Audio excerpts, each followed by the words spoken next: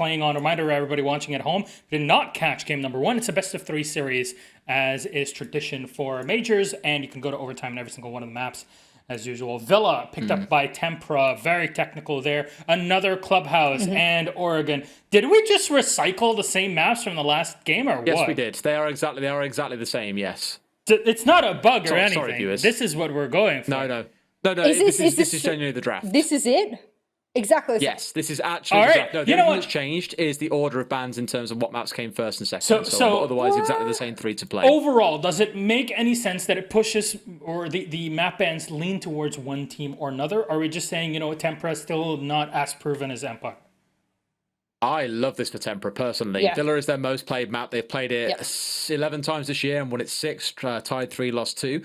Clubhouse I saw and I was like, I get it for Empire. It's a map they do like, but so do Tempra. You look at Tempra stats and see they've lost it more than they've won. Of the 4 times they've lost it 3 times to BDS. So discount those away for a second. This is a good map. I like this draft overall. My only concern if it gets to map 3 is Tempra aren't very good in Oregon, though. Okay, Villa. What can we talk about the map? It's Tempra's pick. What do they have favoring them? I assume that their opponents or Empire are going to start off on defense for this one. Yeah, if they don't, that would be really random. That would be a really big shock, actually, to me that they would do that. But for the most part, the only map or rather sample I have here is the last time that Team Empire played Villa and they went up against Na'Vi, they got 7-4. And they didn't do particularly too bad on defense, didn't do too bad on attack. They actually won 2 of a piece of both sides. So I actually can't really tell you whether or not I believe them to be either defensive or attacking sided. I just think they got outgunned and outskilled that day. Going up against Tempra, that is not the team you want to drop that ball on. You must outgun them because their strategies will be technical, they'll be methodical, and they will have crossfires. So you've got to be the better team here on Villa. Okay, how do you see Villa going then, Des? Give me scores. I think I do give that one to Tempra. I think coming into it, knowing how they play, knowing how prepped they are for this, they're still riding that high of 4 wins back-to-back. I think this is a Tempra map. Score? What do you expect? Oh, score's always a hard one because if they start an attack, then I'd say they are an attack. Empire defense. I reckon 7-4, 7-5. It's still going to be close. Jess? I agree. I'll agree. I think Empire will get at least a couple of their defensive rounds, a couple of attacking rounds. I don't think they'll push it through to a win. I don't think like last matchup we'll see overtime, but that's just for this map. All right, let's see how it all shapes up in our game. Villa, the same map bans that we had for game number 1 is what we're going to have for a second one. Tempra versus Team Empire. It's France versus Russia 2. Electric Boogaloo. All up to our casters. Enjoy. Thank you so much, Milos. James, we have got quite a pressure on our shoulders now after the insane game that happened between BDS and Virtus Pro. France versus Russia 2, Electric Boogaloo, as Milos quite aptly put it, is here upon us, and we are hoping for just as good a game. There is certainly a lot of pressure on us to deliver to you guys a fantastic game, but guess what? The pressure is on for Tempra and Empire. These guys have played each other twice over the course of the European League thus far. Both times were draws. This is about as close as you can get, but the stories for each of these teams are very, very different. As Des is saying, Tempra are in hot form ever since joining and coming into that team house. 5 undefeated games for the EUL. They're the hot underdogs. That's where your money might lie if you're looking for that upset story. But Team Empire have so much of a history, of a legacy behind them. Formerly the best team in the world, hit a massive rut, but finally looking to be on the comeback. Can they do it here? Yeah, this is really huge for both of these teams. Tempra were, of course, the team that many people didn't expect to be coming in here. And this actually, straight up, just to interrupt that, an interesting ban kicking things off with as Lion is to be removed off the board. Yeah, it's funny. There aren't many teams in the league at the moment that play Lion or in Rainbow Six Pro level in general. Maybe it's like a specific thing for just Coastline. But Tempra, one of those teams that Lion is just a comfort pick for them. They absolutely love it. Chaoxis is the guy who plays it. He's not too happy about that getting banned out. So good stuff from Team Empire.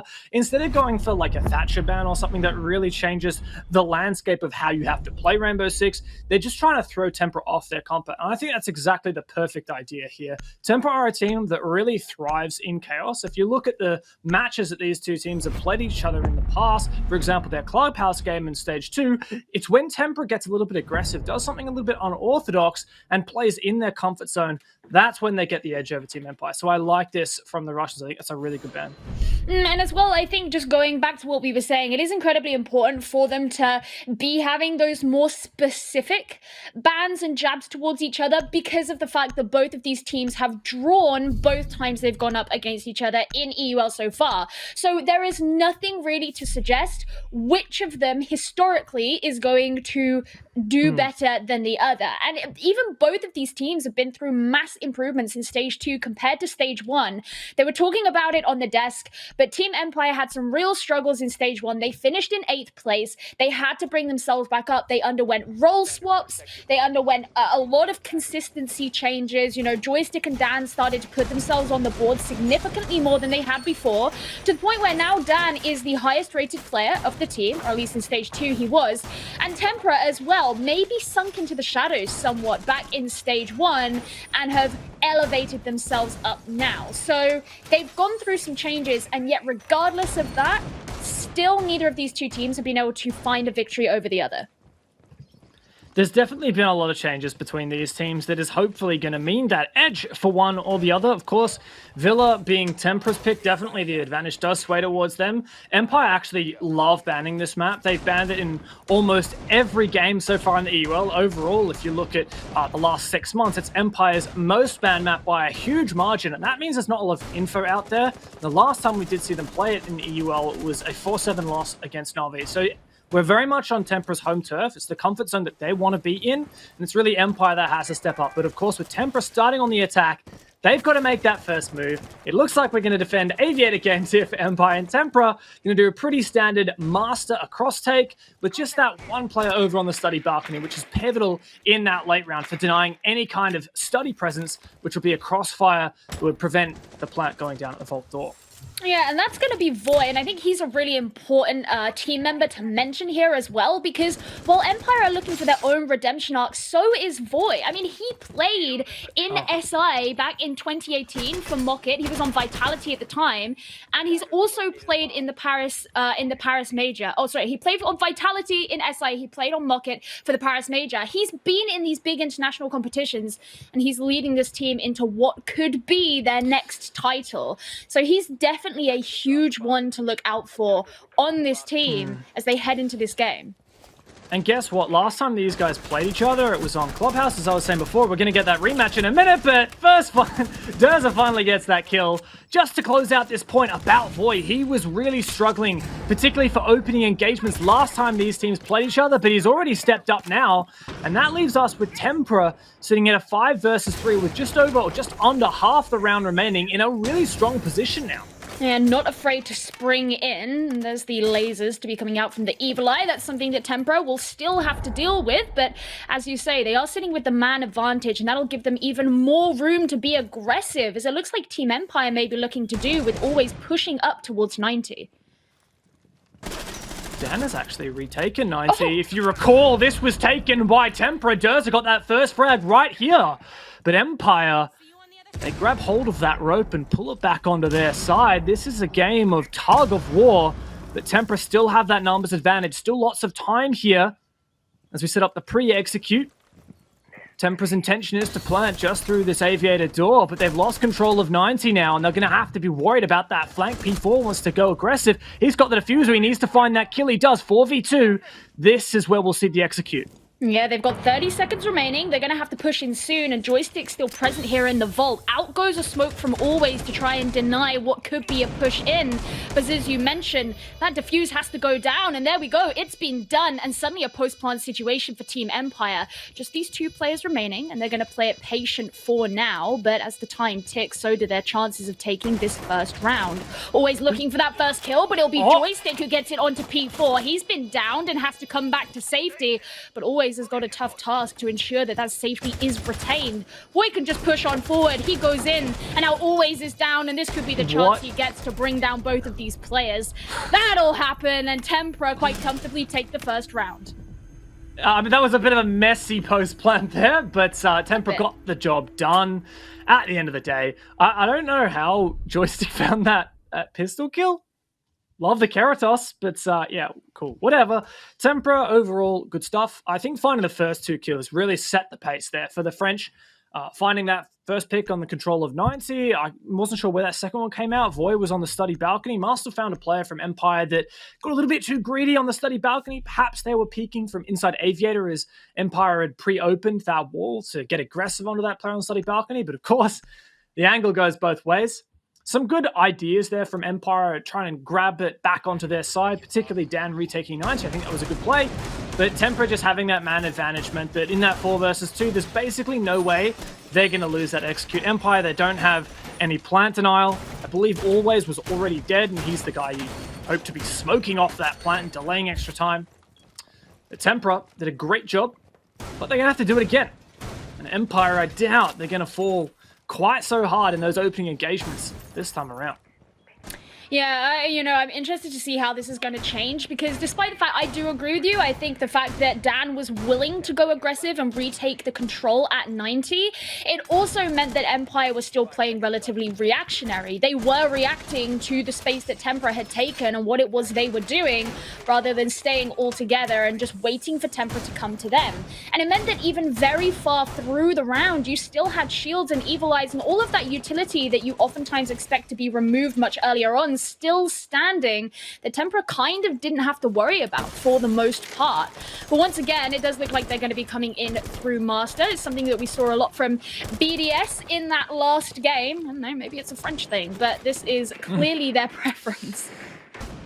What I will say is this is a good start for Tempra because that was a win on their attacking side. And the Villa we just saw earlier today, only 35% of rounds were attack wins. This is very much a defense-favored map. So we'd hope that Empire, they're the ones who got to choose the defensive start on account of this being Tempra's map pick.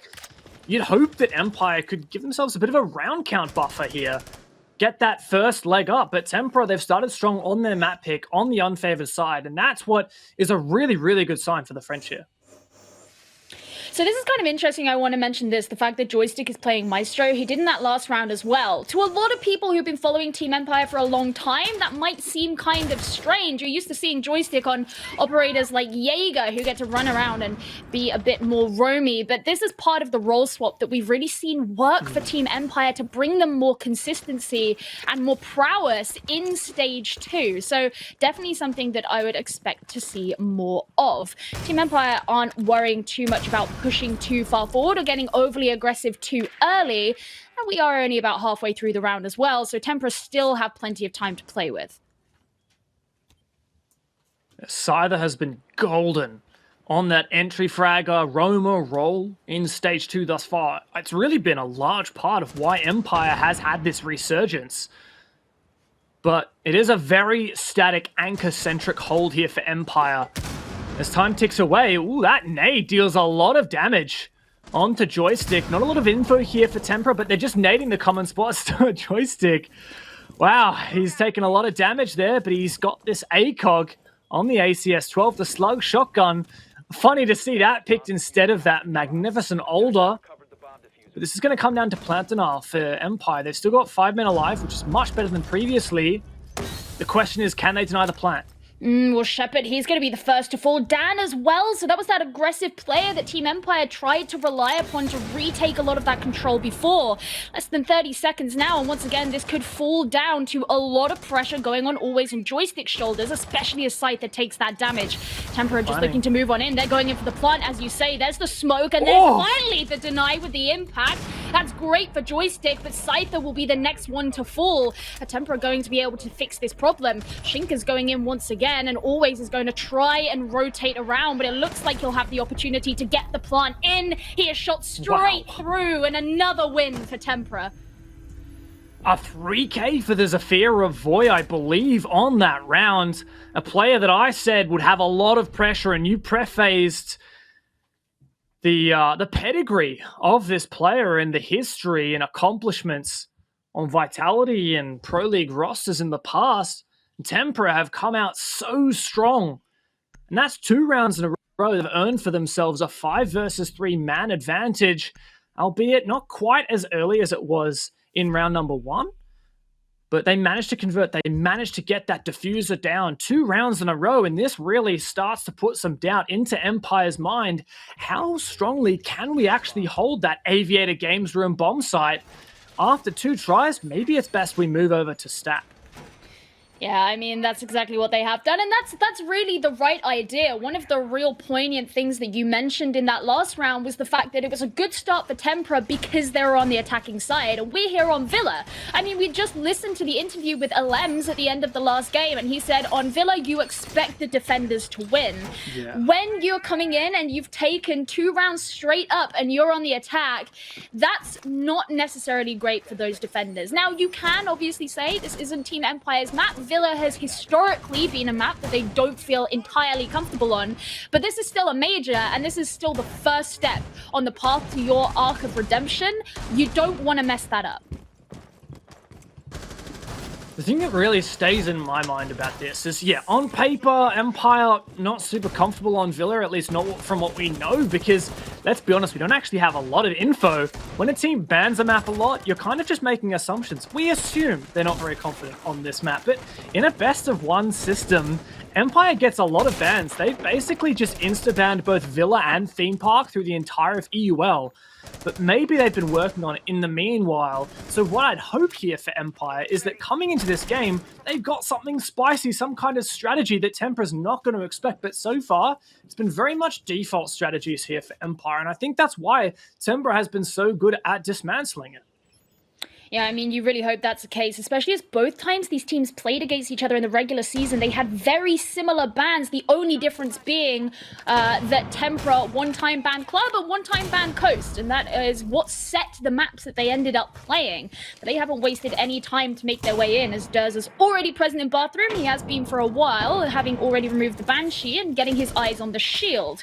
That nade isn't going to get rid of the shield just yet as it gets eaten up, but there is still one in pocket. Such good time management here for Tempra, and well, that's a lot of damage done with the nade. 1 bullet will seal the deal.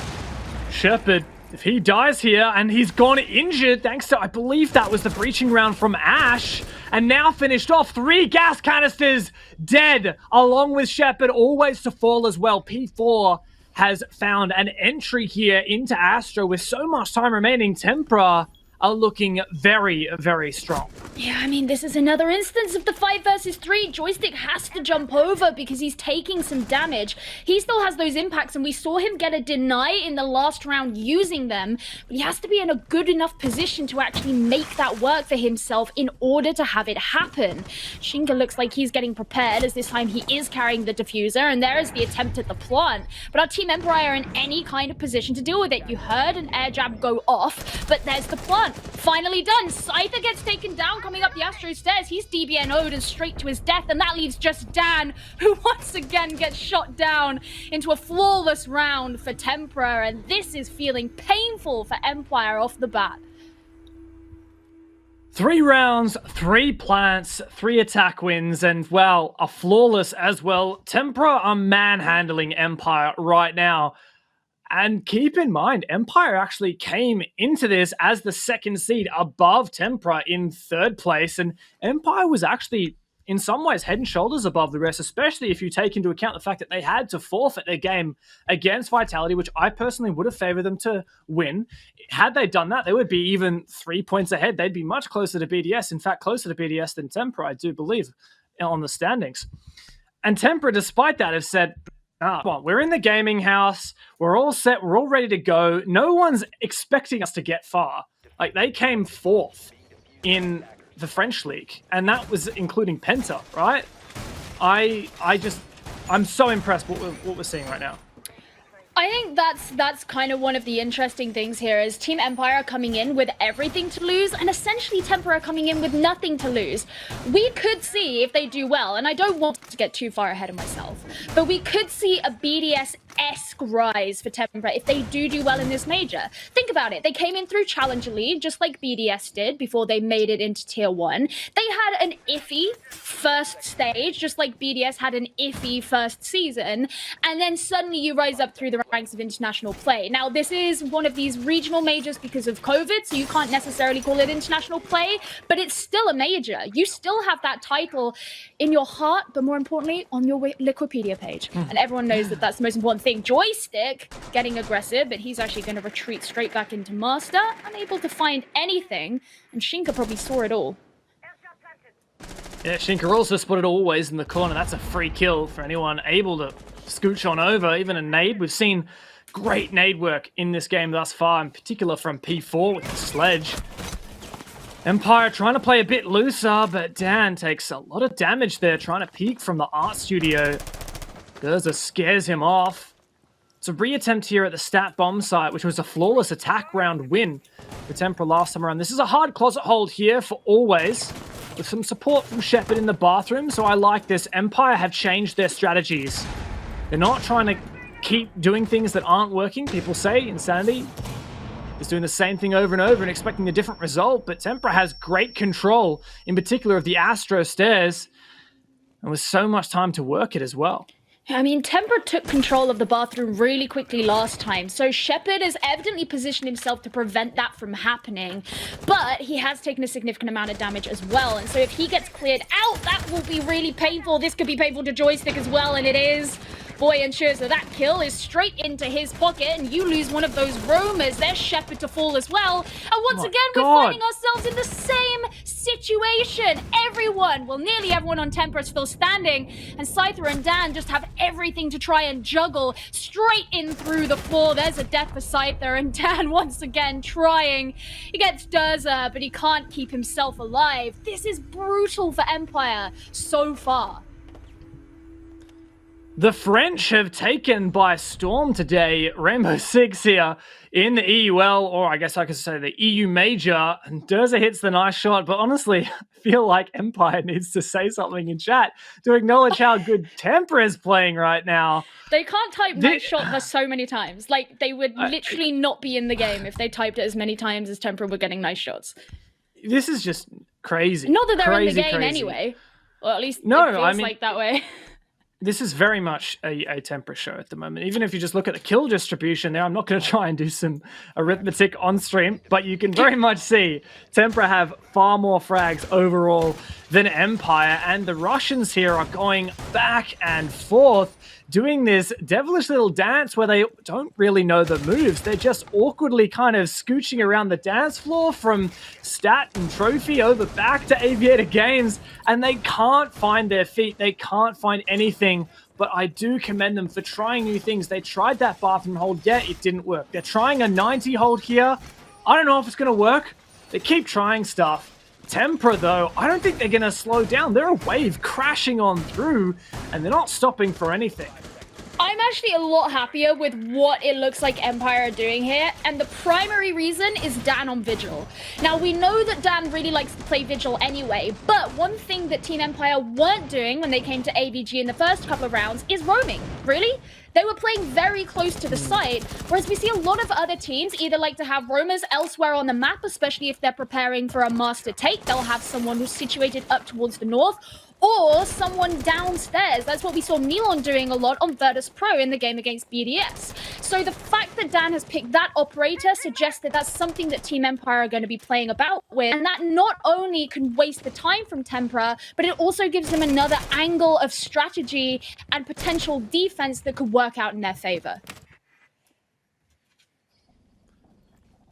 Well, I'm going to reserve my judgment for now. Empire, they've got a lot of work to do, and I'm looking at Tempra and how well they have handled Empire as a challenge. Perfect. Just about every single step of the way. Bulletproof Cam spotted out at 90. That is a heavy point of contention for Empire. A repel on the 90 window could deal a lot of damage to this strategy. Both of those ADSs, I believe, could be shot from that 90 window, as well as both positions of these players. As soon as Tempra rotates someone onto that window, Empire are going to be in a spot of trouble. Perhaps the idea is for Always to use his gas to force the player off that window. It really is only a matter of time before Tempra rotates someone there. Surely, I don't really see why they wouldn't. That's the way to deal with this setup. I mean, they don't look like they're making any kind of rush to do it just yet. They're actually just droning straight down at the moment. Want to ensure that they know definitely where those positions are. While Voy, as the same as the first two rounds, Let's head back around onto the veranda. There's an explosion as the utility is trying to be gotten rid of, and that shield still tentatively stands. Oh, no. But first kill! Oh, no! That brings down Scyther, but Durza and always the next to fall. Team Empire once again finding themselves with just 3 standing, but not quite the same level of disadvantage as they've seen before. Yeah, well, that was a trade that went Tempra's way. They went 2 for 1, I should say. Dan, though, might find a kill here, threads the needle, and that's Void taking out a hugely impactful player thus far on Villa. And now, pivotally, that gives Empire free roam in study. The only player from Tempra to deny those positions was Void, and now he's gone. This is going to be very, very difficult. P4 is actually going to rotate downstairs with 30 seconds left. This is going to be very difficult for Tempra. The win condition now is got to be to find some frags. They can't just go for a static plant, not with a numbers equality like this. And having lost Voy and Durza, they have lost those main fraggers, but P4's certainly been putting up the numbers so he could show up here. Fewer than 10 seconds remaining though, and Dan is ready to meet him at the top of the stairs, and he does. Does it look like Tempra are going to be able to do much? Shinka is going to go in for the plant regardless, and he actually won't be stopped so far. There we go, Dan finally gets it. I was worried he wouldn't be able to do it then. Team Empire finally put a round on the board. They desperately needed it though, and now they desperately have to keep it up. A huge round from Dan though, a player we haven't actually talked so much about today, but as for the EUL, he was really turning up the heat in the latter few playdays, and I think overshadowed a little bit by Joystick and Scyther. Joystick because he was fitting into this new role and struggling sometimes, doing well sometimes. Scyther because he was flourishing so much in that fragger role. But Dan absolutely stepped up there. And yeah, you can point to that 4K and say, you get 4 kills in a round, you're no doubt the most valuable player. But honestly, there was only 1 kill, and it's the one that Voy is referencing right now. This 1 kill onto Voy on the study balcony completely changed the landscape of that attack for Tempra. No longer can Tempra try to go for a vault door plant from the skull door into Aviator. It just does not work if you don't have control of study. And that was Voy's job, to deny people flanking into study. And as soon as Voy was dead, as soon as Dan threaded that needle, it was kind of all over Red Rover. Even in a 3 versus 3, Tempra looked desperate. They rotated P4 downstairs to try to find some nade kills through the floor, but it was very much a desperate attempt. So yes, Dan finding 4 kills is great, but that 1 kill, that was worth its weight in gold. Yeah, I mean, you have to bear in mind that because Villa is such a huge map, if you've already committed to making that rotation as P4 did, you kind of have to finish it off anyway. And by the time he got to the top of the main stairs, Dan was in the position where he could take that. But now Team Empire finally coming to their tertiary bomb site, which is Kitchen, as they visited AVG 3 times and Trophy twice, and they've only won 1 of those so far. But it means that they can go for something slightly different, expecting, of course, this more vertical take to come in from Tempra. They're roaming around with the pulse downstairs. Maybe roaming is not quite the right word, but they're just rolling around with the pulse downstairs, and also bring some decent denial with the Kaid and the mute as well. Yeah, you gotta love some Walden art, but that's just not bad. Funnily enough, not brought either from any of these rounds. Not that it's made a difference at all. Remember that guy? Tempra's been insane. Yeah, I don't remember Thatcher. No, we don't see him these days. We don't talk about him. I bet always will play him. That's my bet. Well, I bet Dan's going to try and pull off something cheeky down here in the art studio, but there's 2 players seemingly aware of his presence. He's caught, but Tempra don't get aggressive. These are some great pre-placed drones. So much info eventually dispatched of, but it does give Tempra an idea of this setup from Team Empire. It's an old-fashioned Mexican standoff. Tempra, surely Chaos is going to round the corner. They're completely unawares. The shots come through to bait out, but surely Chaos rounds the corner. A flashbang! No! How do you fat finger that? Dan finally punished, but that took so much longer than it could have. Oh, I was thinking Dan's going to get completely spit roasted here, but it wasn't quite like that. They eventually got rid of him, as you say, but they had to spend a lot of time doing it and lost a flashbang in the process too. And we all know in this meta, that's super important. Always popping up on the red stairs. He retreats back to the basement after securing a kill onto P4 to even things out somewhat. And now we head into the final minute of the round, and Tempra is still looking to make their way into the building for the most part. I don't think we've actually spectated anything on the bomb site thus far this game. Like early round maybe, but always, okay, he gets aggressive through pantry envoy.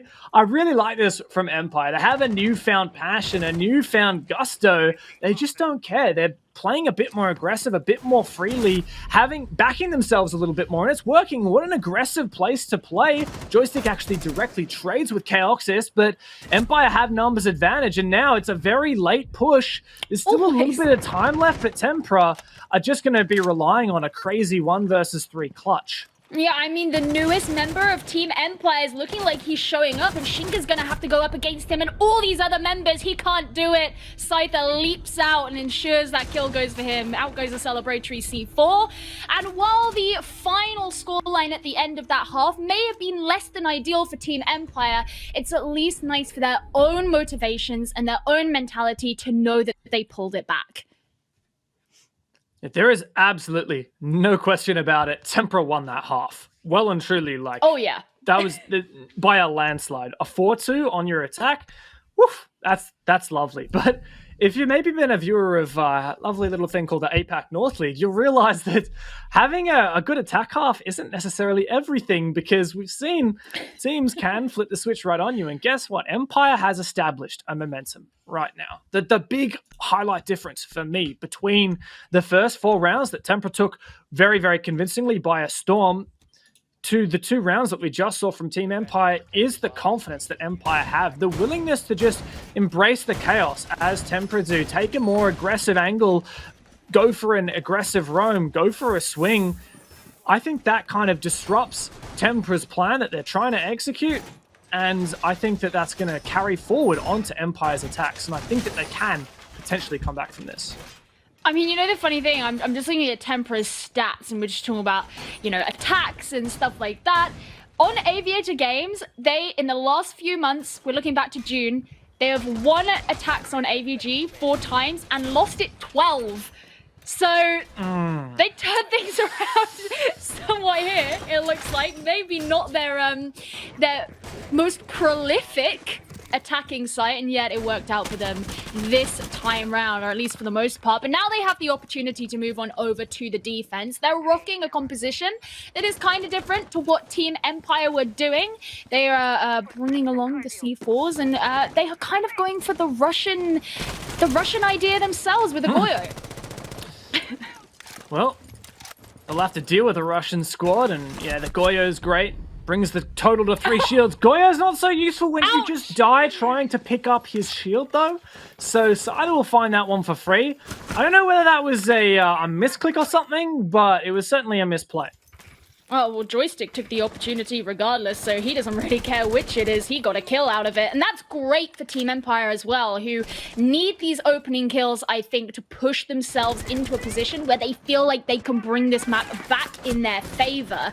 Very aggressive, it looks like they want to play, and always also ready. And that's going to force Durza to move back towards the side over the Vulcan shield, as he doesn't want to get caught out in those crosses. Now there's a moment of silence. We can breathe. And Tempra, reconsolidate. Chaoxys comes back to the bomb site, leaving P4 as the only remaining roamer. But Chaoxys had a pre-placed C4 all the while in that heads window. He detonates that to take down Always, just as he's trying to let down one of his air jabs. And this is looking good again for Tempra. I wouldn't say this slants in their favor quite drastically. It's pretty even at the moment. Empire in a decent position. Still 2x Kairos in the pocket, but they'll need control of Study if they are to go for this default plan. Keep in mind, there is actually no C4s, but still 3 gas canisters. It could be impactful here for denying the plant, plus the deadly vertical potential from P4. Yeah, I was going to say, you could see someone roaming around downstairs, and that is the Malusi, who just has those lines of sight upwards. So definitely something Empire will have to be careful of, especially if they don't send someone downstairs directly to deal with it. Instead, they're going to start things off by opening up Vault, and it's actually Joystick who's going on a bit of a roam clear. He finds a shield. Well, maybe not quite a roam clear, but he's through Study. He sees the shield at the top of main, and Shinka's just going to press on forward. He's going to find him. Oh, not quite. Yes, he does. Maybe what am I not. watching, Gio? He gets the DBNO, and there's another kill for Scyther, who has another one on top of his tally. So suddenly you think it's going to go to Shinka, and all of those expectations are snatched away. P4 is now roaming up, and he comes to look for his prey, but is he going to be able to find it? There he is, onto Shepard. That means the diffuser can't go down, but Team Empire with Scyther, who really stole the round away for himself, ensures that they still take the victory on that one, despite how much that boat rocked. Bonjour, welcome to Attacker-sided Villa here in the November Major for Europe.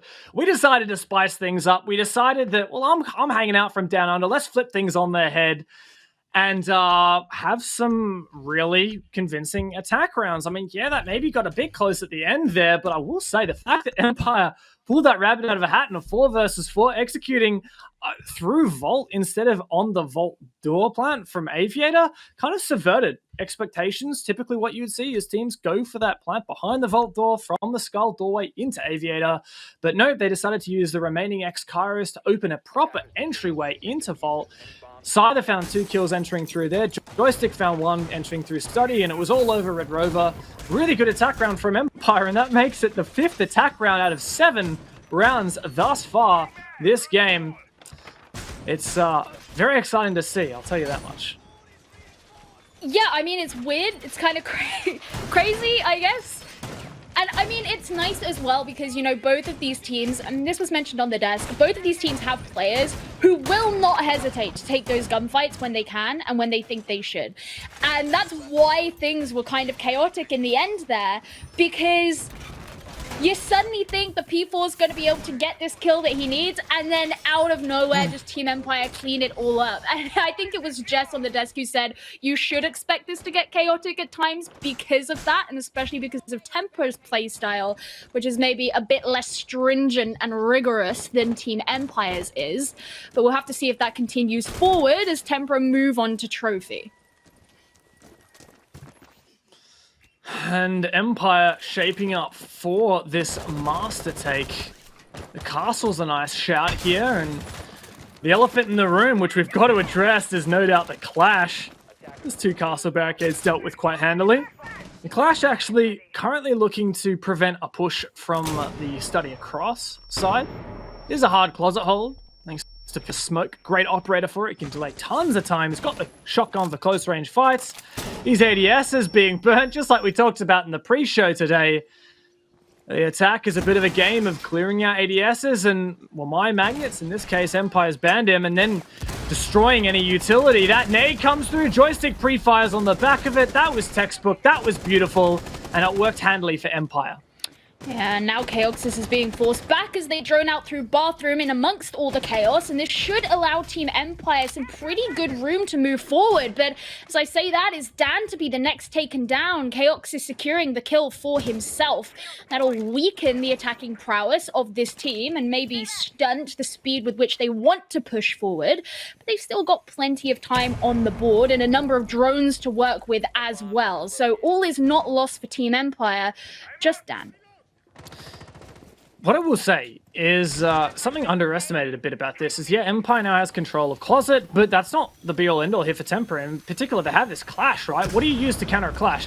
Well, flashbangs are a nice start. Look at that. We had 9. We now have 0. They have all been used to just burn through those 3 ADSs that was in the closet.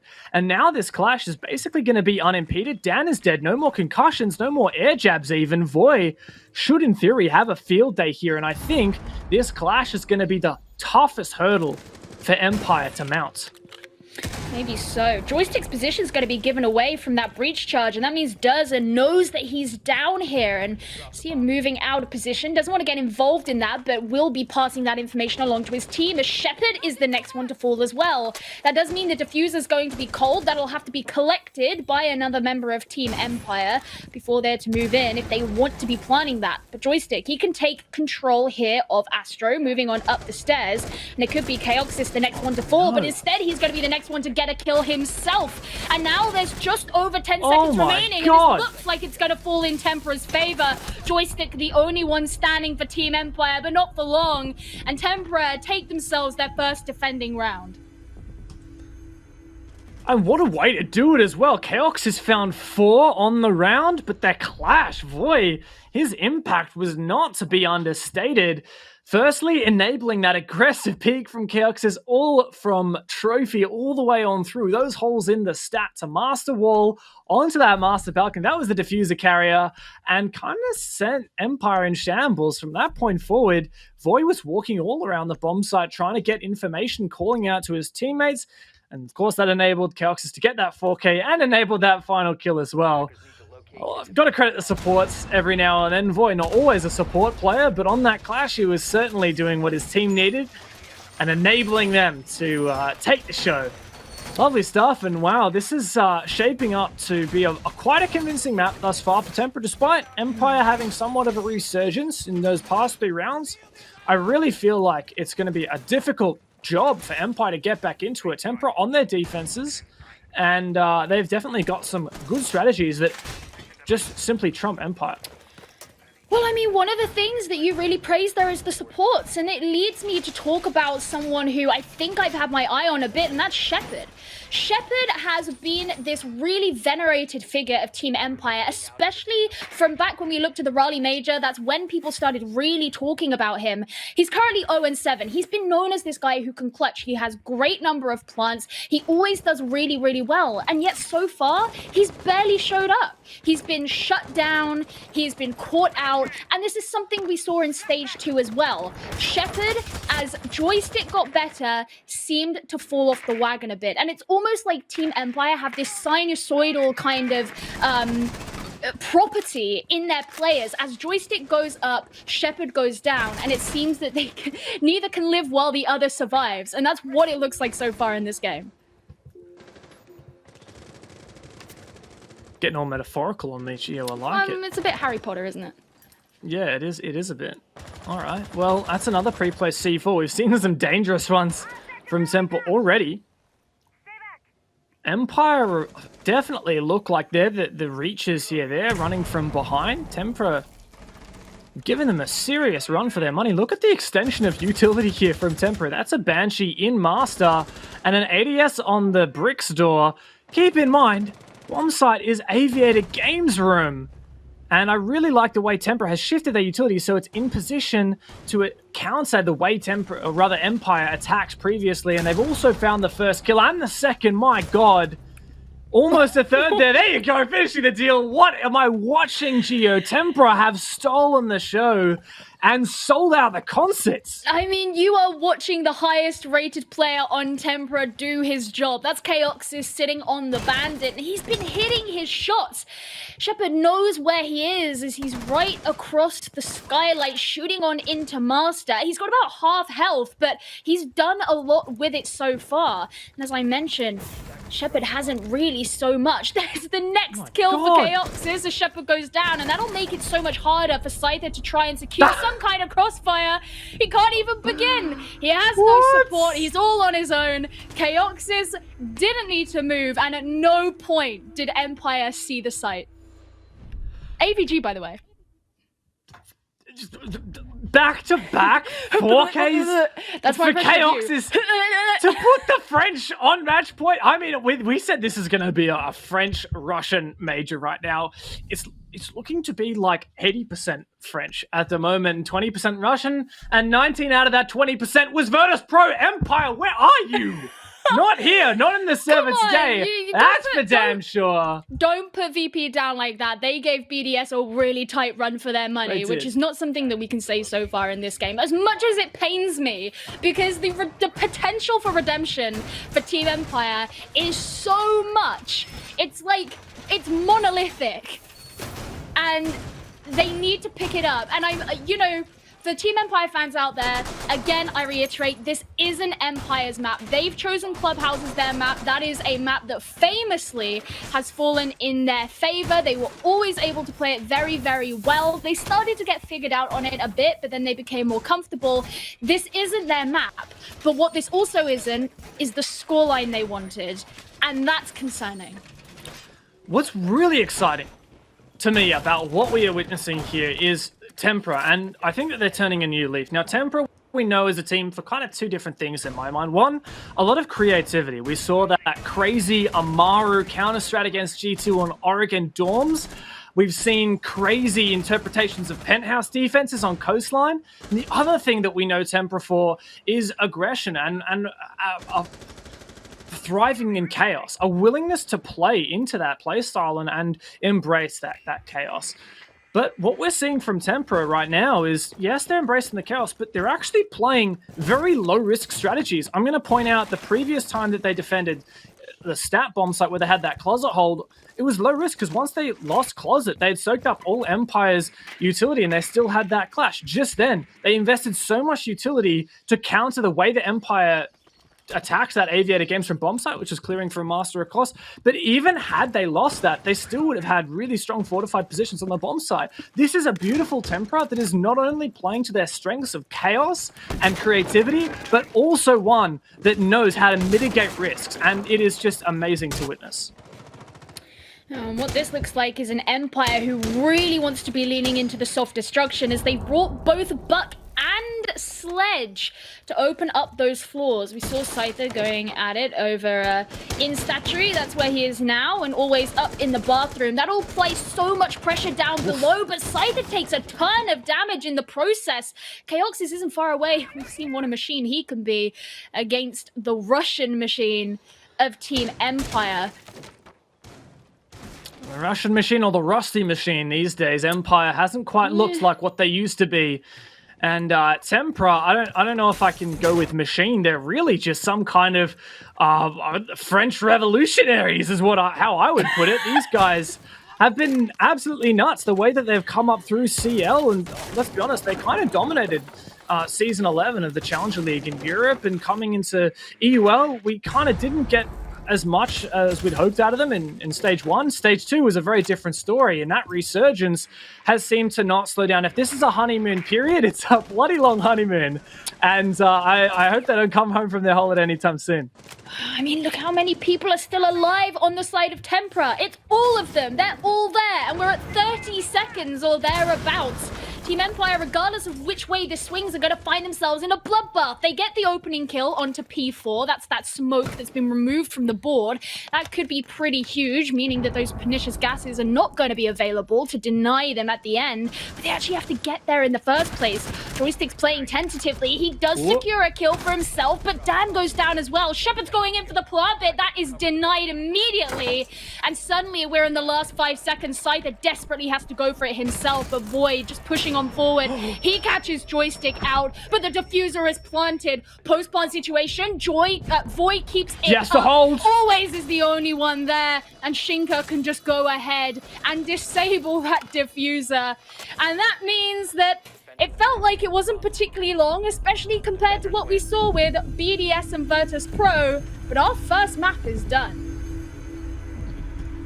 And if you blinked, you might have just missed it, Gio. What a game here from Tempra. The underdogs have taken us to Villa and dusted it off.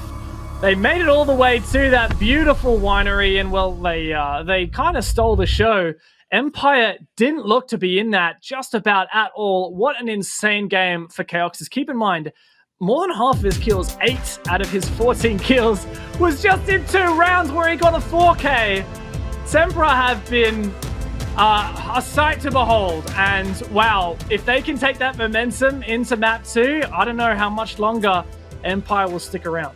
Yeah, not the best round for Team Empire, and definitely not Shepard, who is at the bottom doing their best impression of Rogue, going 0-9 at the end. Empire are going to have to pick that one up. But we're going to send this one over to some commercials, and then our analysts will have a little chat. Oh, we're going to wait a minute. Actually, just a sec. You get to see our faces for another minute because, Gio, I want to talk more about Tempra because I just can't get over this, right? Like, I honestly came into this expecting Empire. I was kind of hopeful with that Empire resurgence story. I thought it was really cool. I love watching their games this season, but honestly, I think that's probably because we happen to not be on many of the Tempra casts in Stage 2, where, as Des said, they were flaws for their latest 5 games, 4 of which were victories. Now, these guys have kind of surprised everyone by being here. They were on the verge of potentially going to where Rogue went, which is relegations. Instead, they came out and they beat teams like G2 really convincingly. Now they've had a really convincing win against Empire. My only concern is map number 2 and 3 and where we're heading for those maps. It's Clubhouse and Oregon. Not maps that we have quite as good a record on for Tempra. Yeah, well, those are the questions that are going to have to be answered. But now our minute is up and we can head over to some commercials and then we'll have a listen to what the analysts have to say.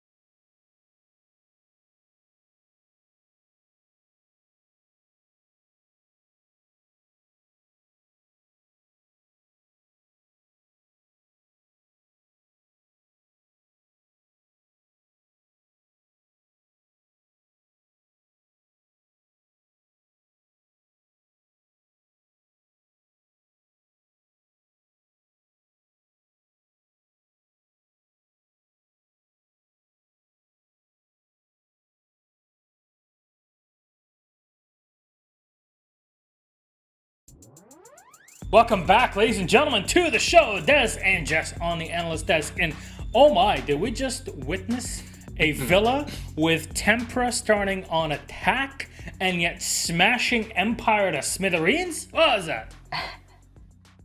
4 rounds back to back.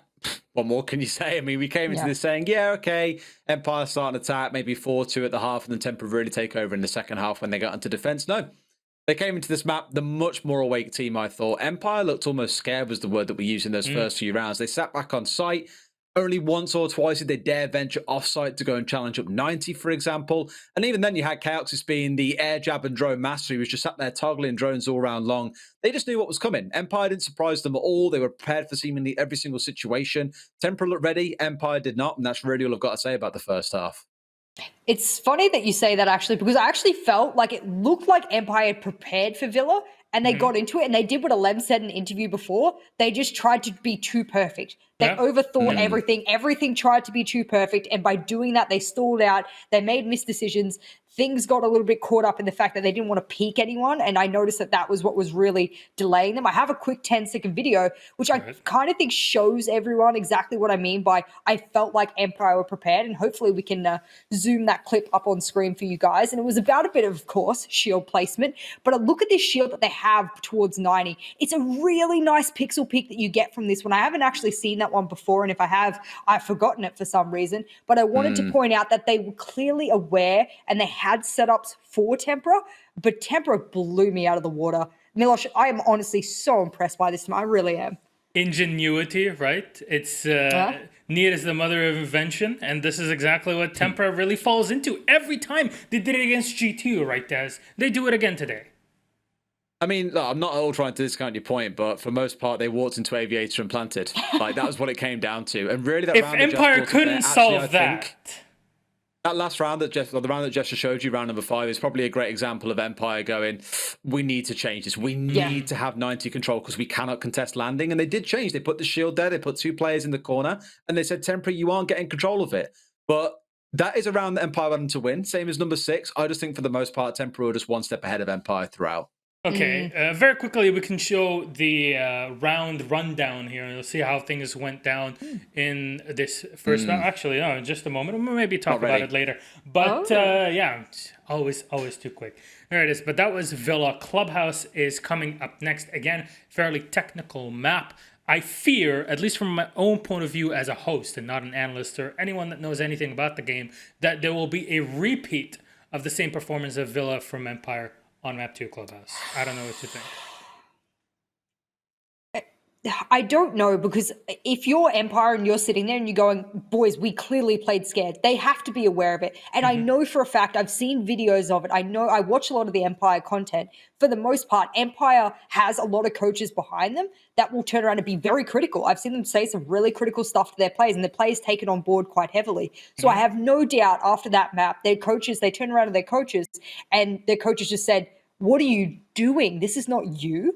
You guys have to switch on, turn the light on, and actually play like you're used to playing. And when I say used to playing, especially in the latter half of stage 2, I'm just looking over to the next map, and I'm a little bit worried that if they play the same kind of scared on a map like Clubhouse, you will not win against Tempra. You will not win. They've played this map before. It ended 6-6 as well. This was almost like a month ago yesterday, the 5th of October? So it's very recent in our memories to when they last played on this. What I'm really impressed by so far from Tempra is that each of those 4 rounds, objective focus time and time again. Round 1, Plant went down with 20 seconds left. Round 2 with 1 second left. Round 3 with 45 seconds left. Every time they were engineering around a plant. Clubhouse is a map that, as we all know, comes down to executes, whether it's down through Moto, whether it's going through Garage, for example, to plant inside a CCTV. Objective is the focus. And I think with Tempra starting on attack there, if they start an attack there, don't know what they're going to choose to do. I haven't checked. I assume this is going to be a good attacking map for them as well. So I'm very keen to see how they do.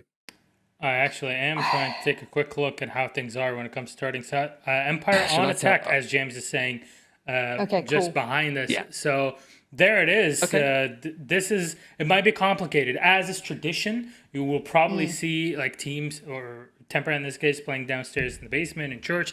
I just want to see Empire be active, and I don't know if they can like remove operators away from Tempra that we feel are very comfortable for them to at least save the day, at least a bit on their attacking side. Jess, I 9 times out of 10, especially on Clubhouse, expect Team Empire to get rid of Capital.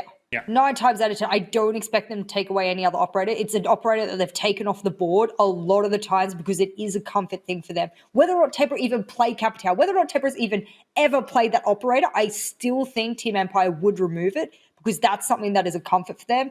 And then maybe Wamai, like they did in their last matchup, maybe they'll go with another operator. I'm not sure, but I think, I definitely think that Capital will come 2-0 or Oregon does? 2-0. Yes. I think Tempra are just far more awake than Empire right now, and Empire need to sharpen up. Otherwise, they've got a date with their Russian friends in Virtus Pro in the next match. Dare I say this could quite possibly be, and I know I'm talking about very much in the future, but it could be an all-French final. I don't want to be the bearer of bad news, but it definitely could be. Hey, let's not forget, BDS did the lower bracket run last time around and went on to win the whole thing. I'm just saying, there's 2 Russian teams in the lower bracket.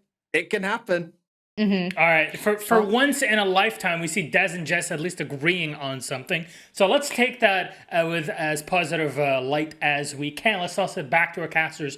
GeoDev, take us to map 2 in Clubhouse between our 2 teams, Tempra and Empire. All yours.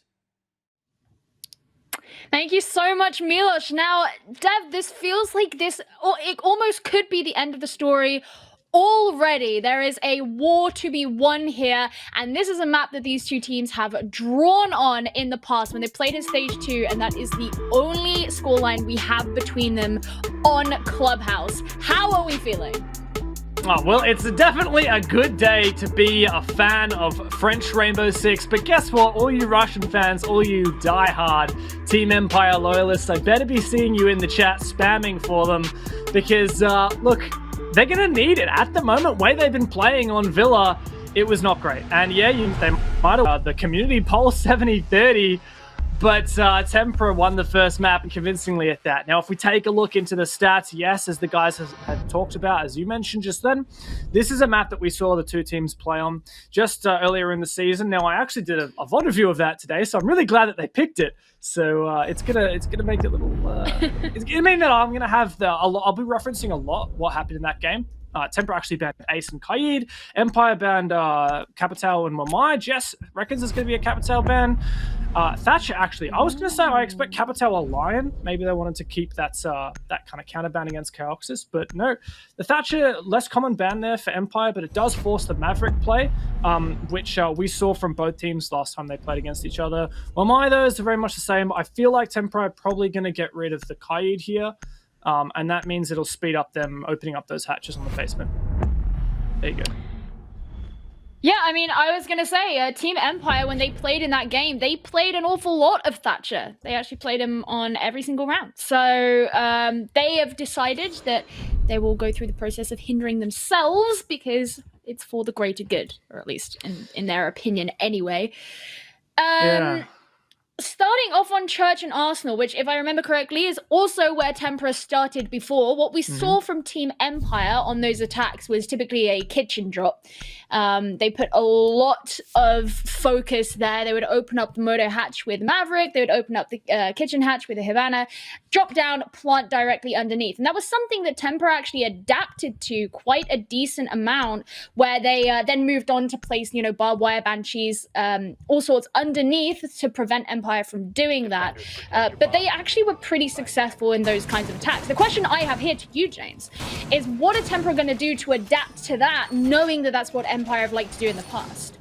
I think that we're probably going to see Tempra do something very similar to what they did against Empire last time, which is the roam.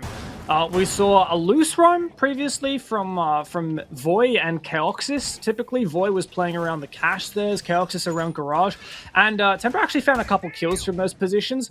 However, Empire, as you said, were able to execute through that kitchen hatch quite successfully without those roamers having as much of an impact. Perhaps we could see maybe the castle used to extend these roamers a bit, and it does look like maybe this is a pseudo SSG roam with some reinforcements here and bar, some soft barricades.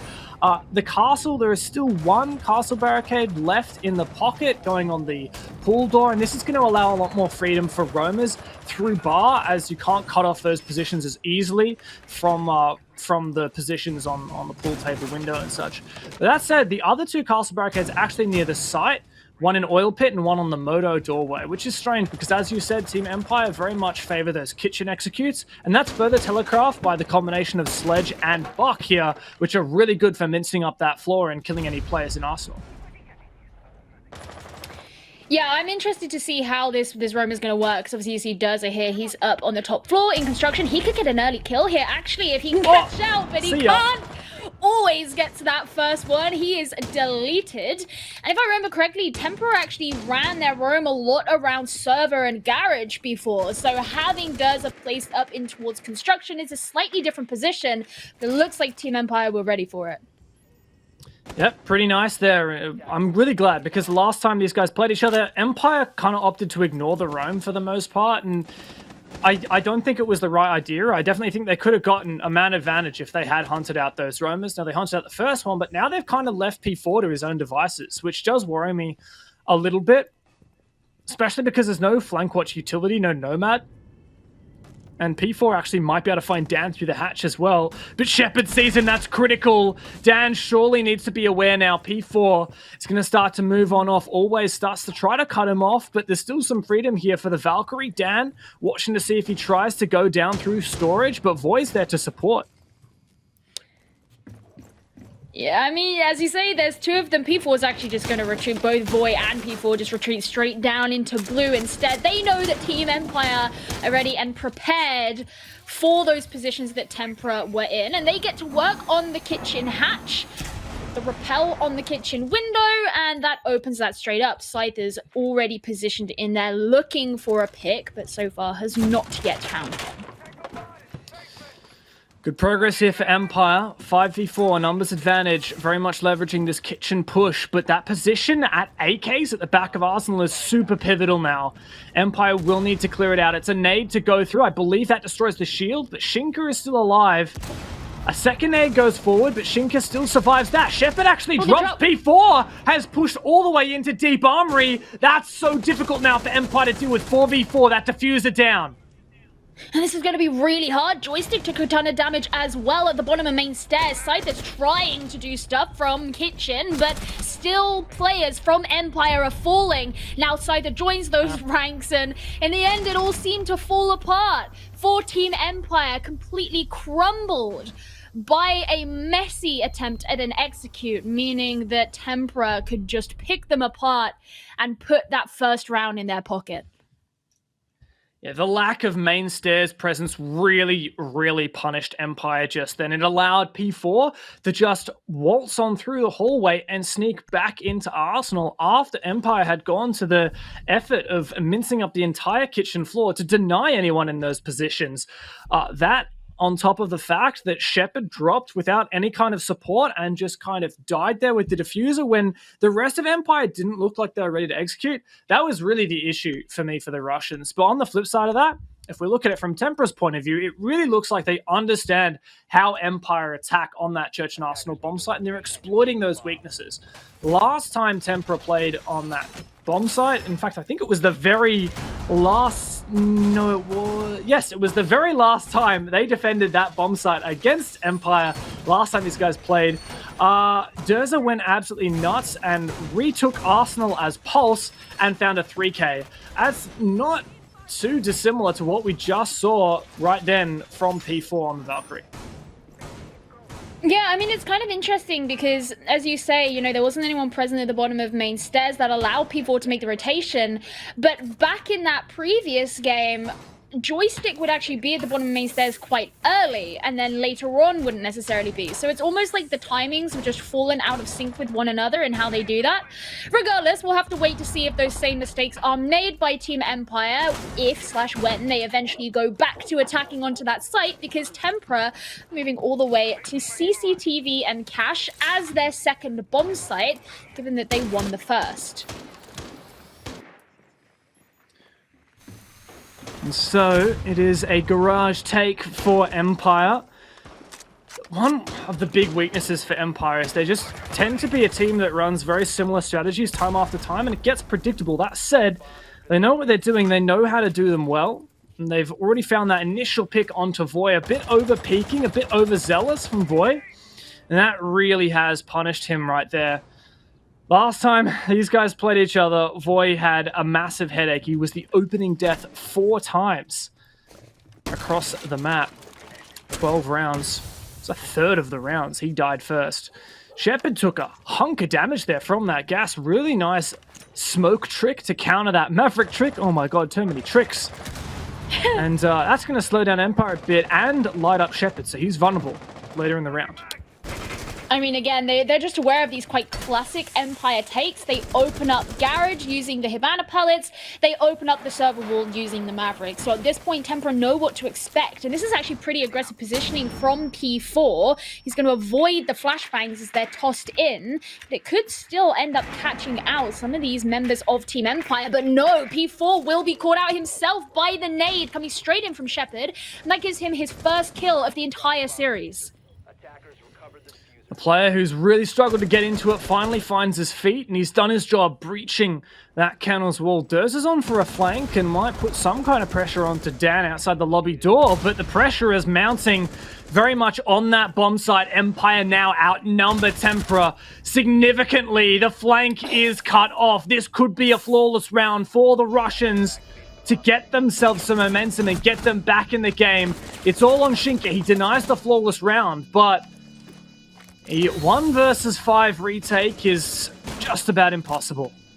The last smoke being thrown out, but all it does is buy him a little bit of time, as you say, highly likely Team Empire will clean up with that. A shame that they lost Joystick right at the end, denying them the flawless round, but what it didn't deny them was the round win, and those are things that Empire really need on the board if they're to take this to the third map. It's definitely looking a bit better for Empire after you get that. I'm going to call that a flawless round. It was basically a flawless round. Just one impactless exit frag. I'm just gonna screw semantics. I'm gonna change the meaning of words. Exactly. It's called a Dev Martyr flawless round, where it's kind of flawless, but you scuff it up at the end, just like me. So I will say for Empire, yeah, great, get momentum back in it, and yeah, this isn't quite as a conventionally defender-sided map as Villa, but to find your second round in as an attack win is pretty good. And that's going to be a reattempt for Tempra. They're still locked out of basement, and they don't have the confidence to go over to Gym Bedroom. Now, to my recollection, Gym Bedroom was actually one of the better bomb sites last time these teams played each other. Bibbidi bobbidi boo. I'm going to check that right now. Gym Bedroom, yep, actually was the only bomb site that was won every single time it was defended by both teams last time these guys played each other. So it's actually a little bit of a surprise to me that Tempra has decided to go back to cash. Let's hope they got something a bit better than that basically flawless round that we just saw. Yeah, I mean, they've gone for a bit of a change. You know, one of the things that I remember noting about Tempra on this site in the last game was, in the last time these two teams played on Clubhouse, was the fact that they were quite here and there about whether they wanted to bring wall denial. And in this instance, they've chosen not to. No bandits will be present here. Durza already losing some health. They do have the Vulcan shields that could help slow down some kind of push made from Team Empire and at least deny them the opportunity to make plant. And as well, the Warden, who has been seeing increasing popularity, I should say, of late. People loving the kind of the sights on the MPX and all that good, and his little penguin run. That's obviously the real reason. No, he brings a shield. I've actually never heard someone refer to it as the penguin run, but that is my new favorite thing. No, never heard that. I mean, But you can see it, right? Yes, as soon as you say that, I know exactly what you're talking about. It's hilarious because he wears it like a suit as well, so he does look a little bit like a penguin. That is just, beautiful. But Empire, once again, find the opening pick here. P4 has not had much luck with the nades this game, and he's polished off. I mean, all those ADS, I think all of them are up on the garage rafters. At least I saw... Yeah, they're all up on the garage rafters, so there was nothing to protect him from the nade. But the shield is actually still standing there in server, so they may need to invest some more as these ADS are attempting to be burned. Voi's still not being removed from his position, but he's going to take some incoming fire. In comes more flashes. There's a kill from Durza straight onto Dam, but you've still got the players outside. It looks like Voi is not having any trouble, though. And Joystick finds himself in a position where he has to watch these multiple angles for himself, just waiting until he can get his revenge onto Voi. Oh, but this is so claustrophobic for poor Joystick, and he just desperately wants to take down that player on rafters. Durz is in a great spot. He can spot any player who tries to push on up those stairs, but Joystick drops oil. He could actually flank up the storage stairs and take down Durza, but he doesn't have any awareness of this position. Durza completely oblivious as well. Scyther to prime a nade. Not going to find anything. Not sure where that's going. Joystick should polish off Durza here. And there's the easy pick. Goes for the second. Can't land the shots. Now he just wants to cross and get back to contest garage. Voi is the player that Empire must eliminate in order to have a shot at executing. Oh, well, there's Joystick going down, done by Voi, as you say. And Scyther, with such little health, is going to really struggle to move in through this breach. He won't even have the opportunity as Chaoxis brings him down. Now it's just Shepard. He doesn't have any drones of his own, and he's got to go up against 3 players with just about 10 seconds remaining. It's going to be a very tough task for him, basically impossible. And Voi, that key player you mentioned, turns out to be the final victor. That was the Penguin run. We got to see it, Gio. Perfect. Really great hold there from Durza and Voi. Those are the 2 players that really spring to mind for that round. Yes, Durza was finished off by Joystick, who rotated up blue stairs, but that took so much time. And I really feel like Durza held his own there, supporting Voi up on the rafters, Durza at the bottom of the garage. Both of them found one kill early on. Voy, of course, in the 3v3 at the latter half of the round, managed to find one more Empire player. At that point, 23 seconds left. Empire desperately pushing in through the kennel's wall. That's never going to work out. And Tempra demonstrated that, hey, they might have really stuffed up their first cash defense, but they're going to get it right on the second time. And this is the thing that interests me, Gio. Why did they go gym and bedroom now that Church and Arsenal is unlocked? If you're confident in your gym and bedroom, which is what I theorized they would have because it was flawless for them last time they played it against Empire, then why not go there instead of going back to cash last round? To me, what this says is Tempra, once they lost that cash, they knew exactly what they had to fix. They knew that it was about that garage hold, and they knew that they could just implement 2 little operator changes and some positional changes and suddenly plug all the holes that were in that defense. That is such a good sign. Tempra know exactly what they're doing wrong when they're doing it wrong, and they can implement the fix immediately. That's one of the most important things you want to be looking for in a team that is playing at this level, is their ability to do that and make the relevant adaptations. Now, what I'm really going to be looking for here is how they adapt, just particularly with their mirror play, because Team Empire have been very methodical in their way of getting rid of the mirror, especially the one that will be on the wall between logistics and construction. They oftentimes play Dan downstairs. He will open up the ceiling above him and pop the mirror from below, while there is also a significant amount of pressure being applied to the logistics hatch from above with the players of Team Empire on the roof. So that is a specific part of this map / site that has a lot of pressure applied to it onto Tempra, and I suspect it's something that they will maybe be expecting to happen once again. And if they can make that adaptation, it's going to make it even harder for Team Empire to be able to do that again. Some X-Kairos go off, but the mute jammer there will prevent the majority of those pellets detonating. P4 also has impact, so he's ready to impact trick if needed, but P4 gets fully flashed. A nade comes over. Good thing P4 moved there. Always could go downstairs and try and flush out P4 from stock using the vertical holes, but for now, Empire, ooh, okay, I like that. So I think a nade destroyed the mute jammer, but then the impact grenade destroyed those X-Kairos, and Empire have once again hit a brick wall trying to flush P4 out. They are going to have always rotate downstairs, and eventually Dan's going to find him from the construction window. Yeah, I mean, finally deal with it, but so much time. Chaoxis receives some pressure, but he can just move back. And actually, the mirror window that I spoke about before obviously won't be there because they 6-picked off of it. I think they did choose it originally. So that isn't even an option. But the fact that they've been locked themselves in, barricaded themselves into cash, wasted so much of Empire's time, and you still have this roam going on downstairs. Now, Always is out and about, but he's all on his own, and he could be caught out himself here. This makes it really difficult for Empire. Yeah, what's so important about this roam from Voy and Durza downstairs, well, Always will find one, is they both have C4s. Voy polishes off Always. Another player to peek on through. Dan helps out. That was a perfect adaptation from Empire. They knew in the late round the C4 Plantanar would be to their detriment, so they disposed of those roamers early. Now they have a 3 versus 2 man advantage going into this execute, but they'll have to time everything right. Otherwise, the clock will be their worst enemy. Well, Shepard's got control of the gym window. That's something at least. And Dan can begin to move in towards logistics. Scyther is his support as well. They're just blowing everything up, making sure that they have nothing in their path.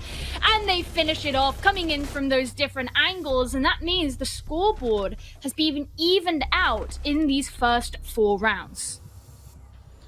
I really liked what we saw there from Empire. Really good on-the-fly decision-making. What I typically expect to see from Empire in terms of their strengths is having a really good plan and being really good at just executing the steps in those plan and getting it done. But when things start to go awry, when a curveball gets thrown at them, they do tend to slow down and then get forced into difficult positions, and they don't thrive in that chaos quite as much as Tempra do. But what we saw right then from Empire was really good awareness and game sense of what's happening and then being really fast at addressing it.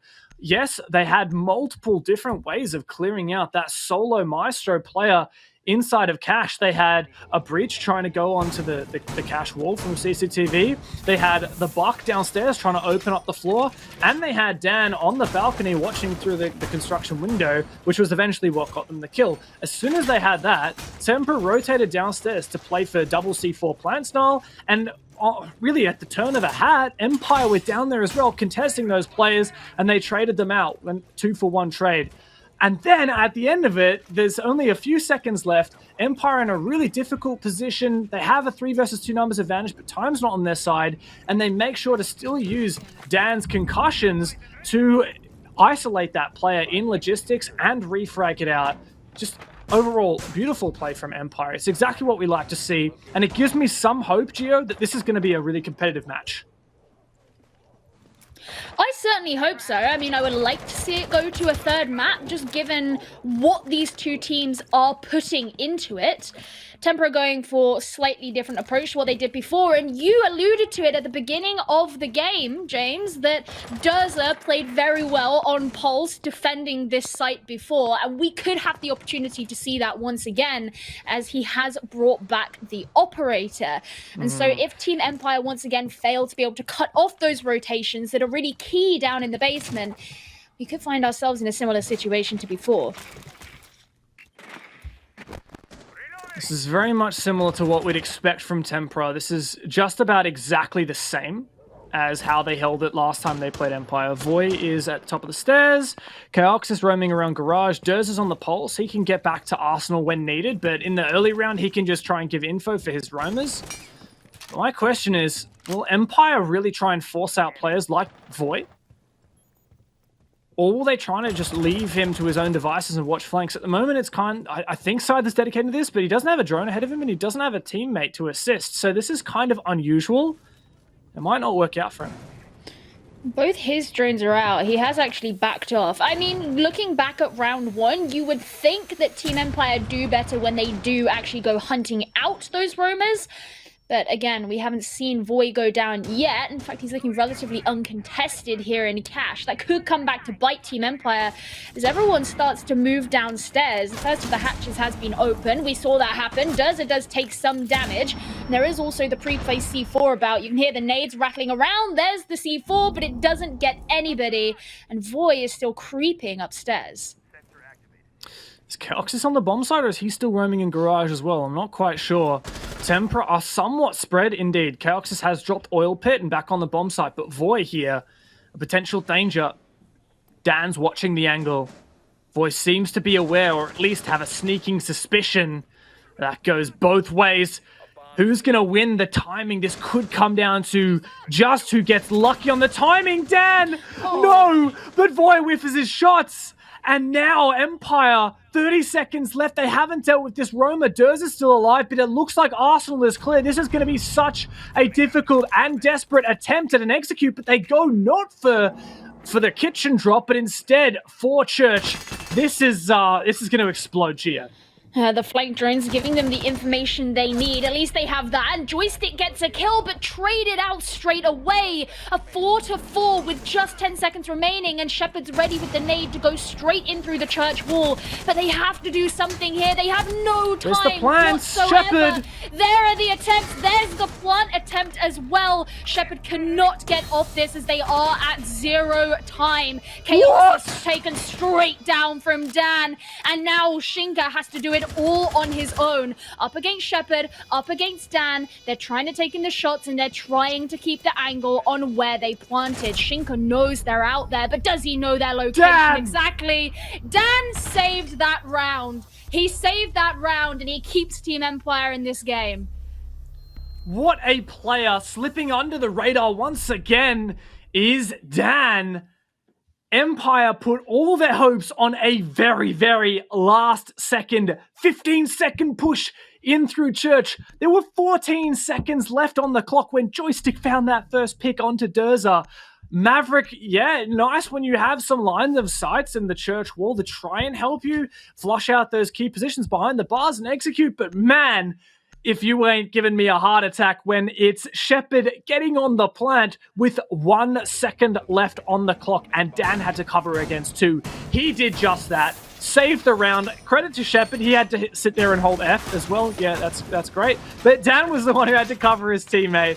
He did it perfectly. Empire have actually taken the lead now on their map pick, and for the first time in the series. Kind of crazy, actually, to think that for the first time in the entire series, this prestigious team who are looking for their route back to redemption have finally taken the lead. This was their opportunity, and there were many people, I saw on social media, I don't know about you, there were many people who believed that this was going to be a 2-0 for Team Empire.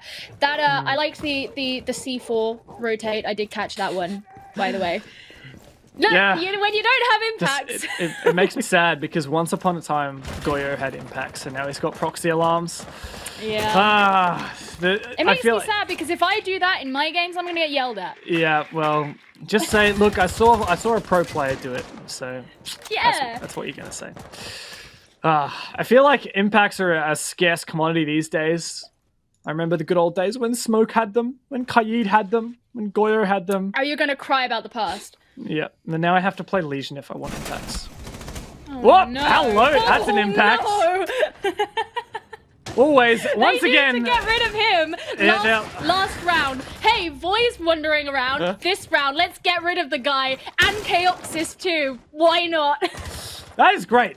We've talked about how Tempra love to roam on this bomb site, and they've already flushed out both of those roamers.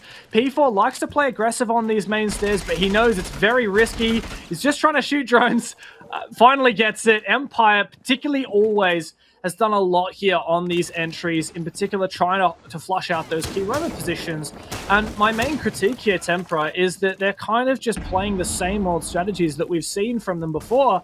And if Empire did half the VOD research that I did, which, I mean, I'm just a caster, right? I don't know anything compared to what these pros know. I'm sure Empire has spent much more watching that than me. They should know what Tempra's doing, but they do get caught off good C4 from P4.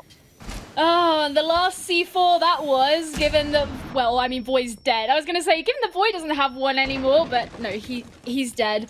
So disappointing and an unfortunate loss there for Team Empire, but you certainly can't argue that Always didn't do his job, and now Scyther's doing his, getting the picks in through the hatch. He's going to go straight for the shield with the nade. Oh, maybe not. He decides to put the nade away, so not quite. That will still be standing. And Shinka, he's just watching out for someone to chop down oil. That's what's going to happen, but he doesn't quite get the kill. One does not simply take down Dan. He will shot the round away. And Empire have gone up 4-2 here and taken away a very convincing attack half. What a way to do it as well. Really, really good to have ended that half on 4-2, especially given that because this was Empire's map, Tempra got to pick which side they wanted to start on, and it's only natural that on Clubhouse you want to start on defense. So now Tempra are moving into the half that they evidently felt less confident on, and they're sitting this far behind. Now, of course, they could always catch up. We saw some excellent play on Villa. We've seen what this team could do, but it's still that mentality that comes in, and the fact that Empire are going to, at least in their own heads, be riding off of the momentum that they've now set out for themselves. A more disappointing score on Villa, not the performance they wanted to see, but the way that they've been not only proactively playing, but reactively playing in this map has felt so much more comfortable. Yeah, and I mean, the easy thing to do is just look at players who are fragging out and start to talk about them. But man, if Dan and Always hadn't had such a consistent impact on this map, I really don't think we'd be looking at a 4-2 split right now. There are a couple of moments where I feel like the round probably wouldn't have gone that way if that player hadn't accomplished what they had. For example, Dan, yeah, he's top fragging right now. He's found some kills that maybe wouldn't have met, like just then a 2k in a 4 versus 2 isn't the most important thing ever, but the 2k that he found in the 2 versus 2 when his teammate was getting the plant down, those are the things that win rounds. Those are the things that's sealing the deal for Empire and giving them in the lead. And the critical thing here is that Empire have well and truly won their attack half. Last time these guys played each other, they both went 3-3 on their attacks.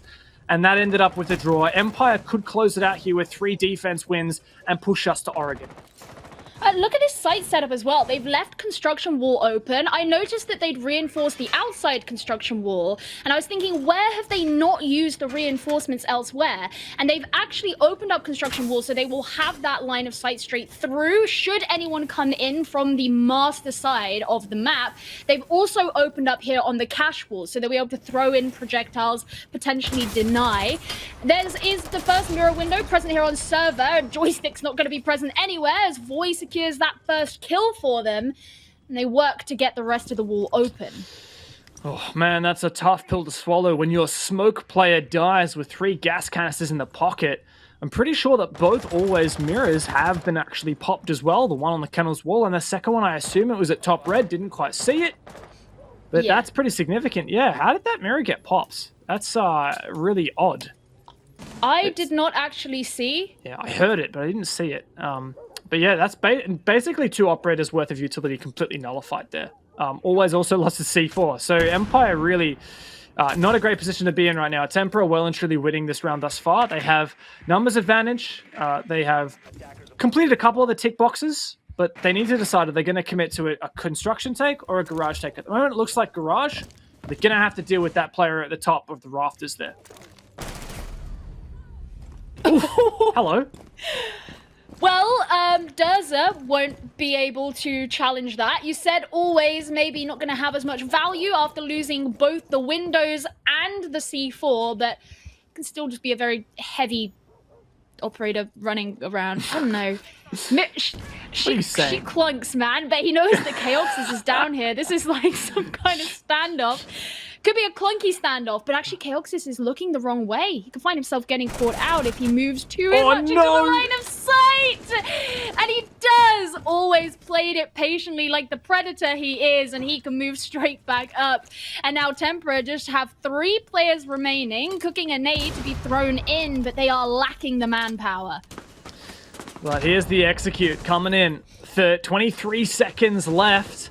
2 versus 3, but it's going to be really difficult here for Voy to help. He's only got these angles through the Maverick holes. He can't enter. The C4 misses. Shinka goes for an awkward plant spot, but Dan, the man himself, runs out onto the balcony and finds 2 kills. Voy's sitting here with just nothing to do, but Shepard will find his head at the end of it, and Team Empire go up on their defense and take us to a 5-2 scoreline.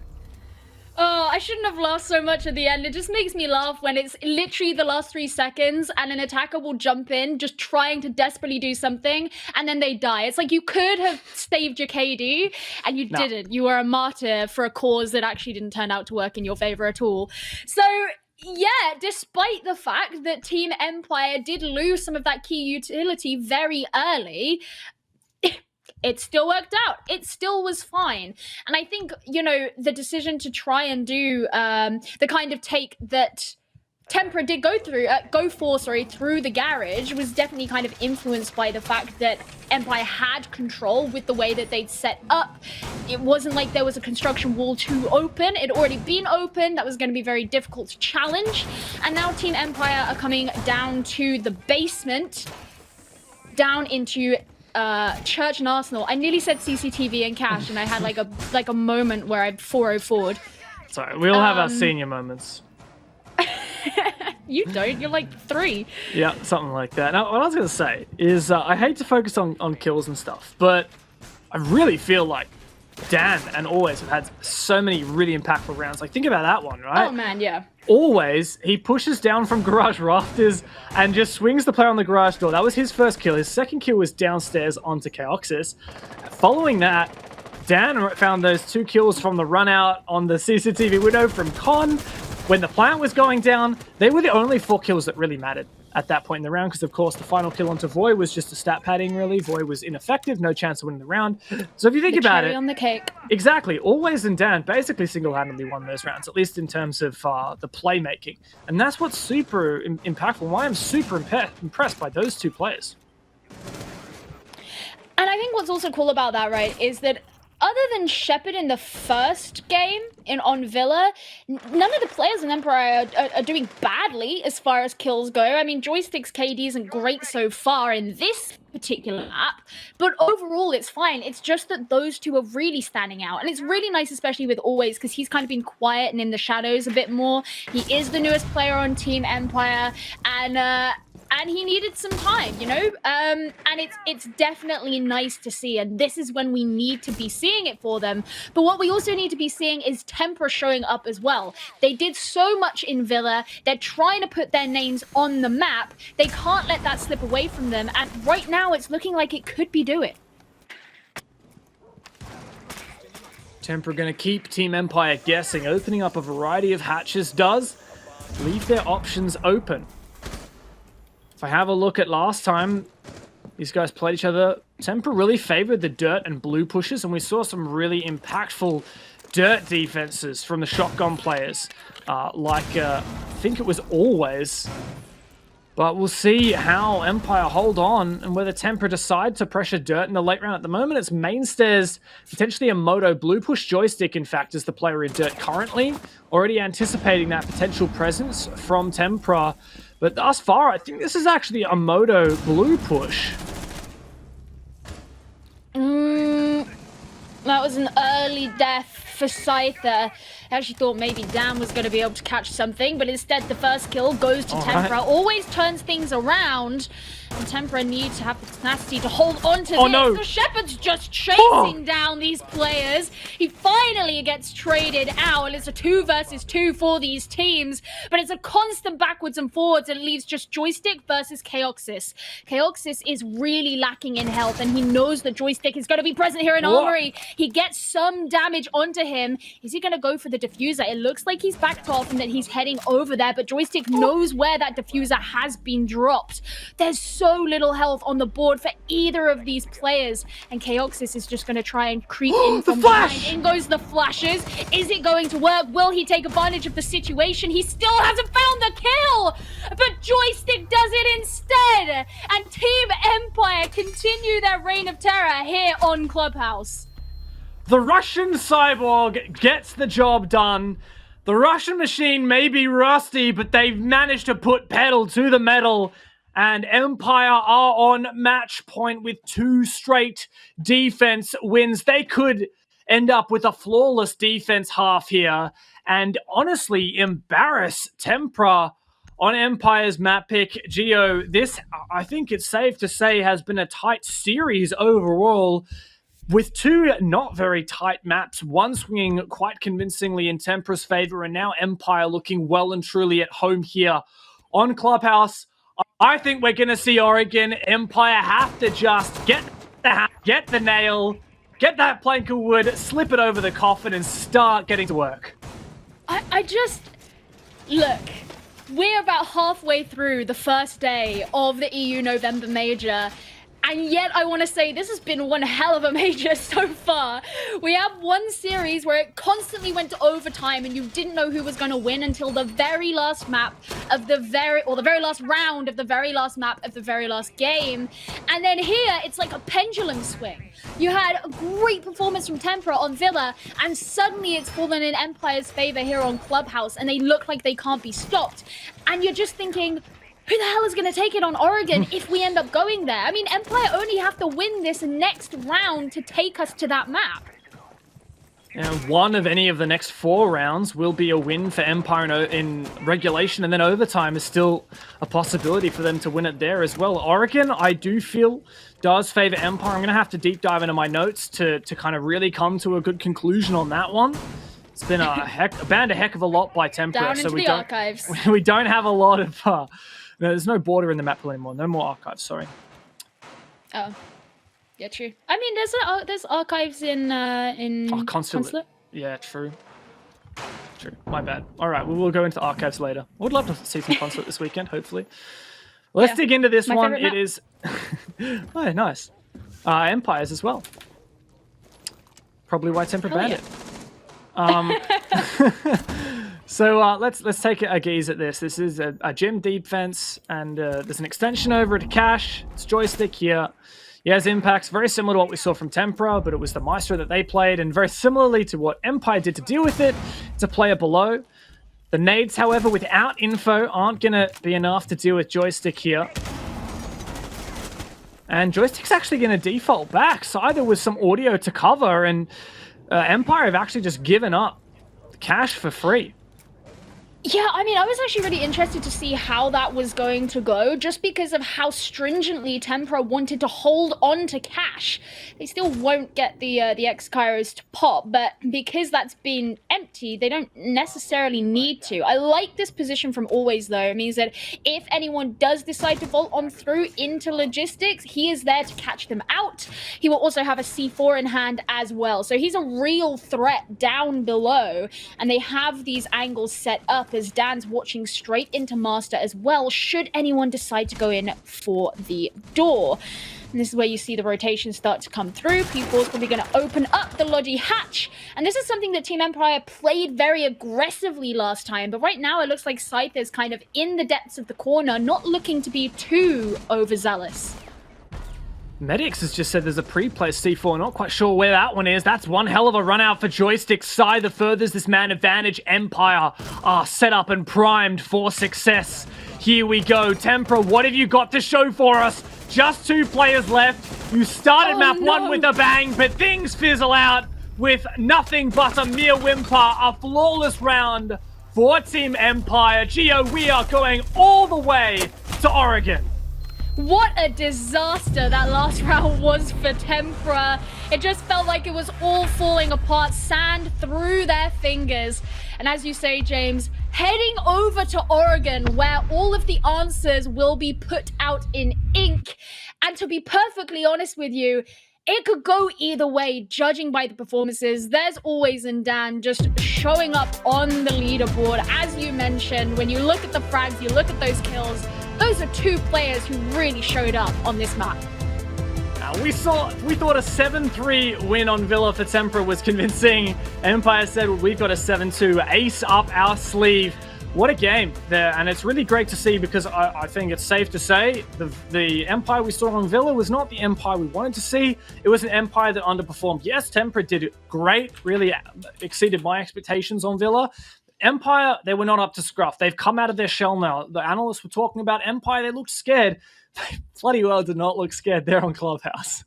No, they looked incredibly confident. And, well, I don't know. I would be scared if I were Tempra. But if you can bring it back, then Oregon could go either way. But let's send it over to some commercials first, and then our analysts will have a look at this game.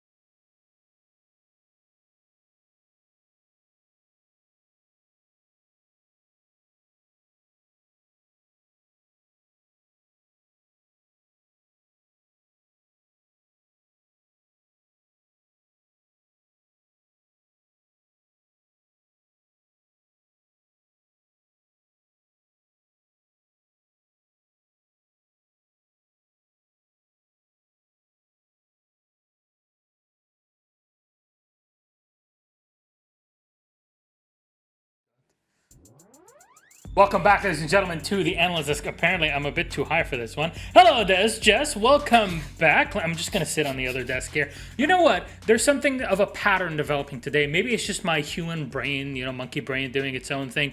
But on game one today, we had this thing where the sides would kind of be splitting, the defenders would get 4 rounds in the beginning, and that's the rotation. It seems like we're doing the same thing now with Tempra and Empire. It's just the attacking side is doing better. We talked about Empire trying to perform better going into map 2. I personally didn't expect them to do so well in the attack.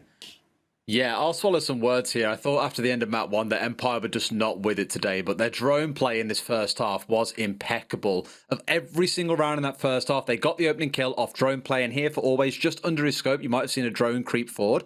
Same thing happens again here. Drone comes up the stairs. Guess what? Guess who's behind him? I best get out of here. Now, guess what? Someone's already got your number. Always is bringing you down. This happened literally 6 rounds in a row, whether it was by bullet or by grenade. Empire just had Tempra's number time and time again. Jess very smartly commented on this before when they played against Na'Vi, how good their drone play was. All I'm going to say is if you don't want to get yourself being tagged out by drones everywhere against Empire, don't take them to Clubhouse. Yeah, fair enough. I'm really sad that we don't have like a comparative clip to show, because I actually think Tempra, and I've actually said this about Tempra for a lot longer than I've said this about Empire, is that their drone game is excellent. The trouble I have with Tempra is that unlike Empire, Tempra don't always act on their information, or they act on it sloppily. Whereas Empire, when they act on their intel, they're swift, they're quick, they're fast to the punch. But Empire, the one moment I can think back to was when they were attacking CCTV. Jetster on the Ash was on a drone in garage, spotting the person in rafters for a solid 20 to 30 seconds. Just kept pinging, yellow ping, yellow ping, yellow ping. Eventually he tried, once he jumped down off rafters, to try and deal with him. But you're using your own intel, and that has a 1 to 2 second delay.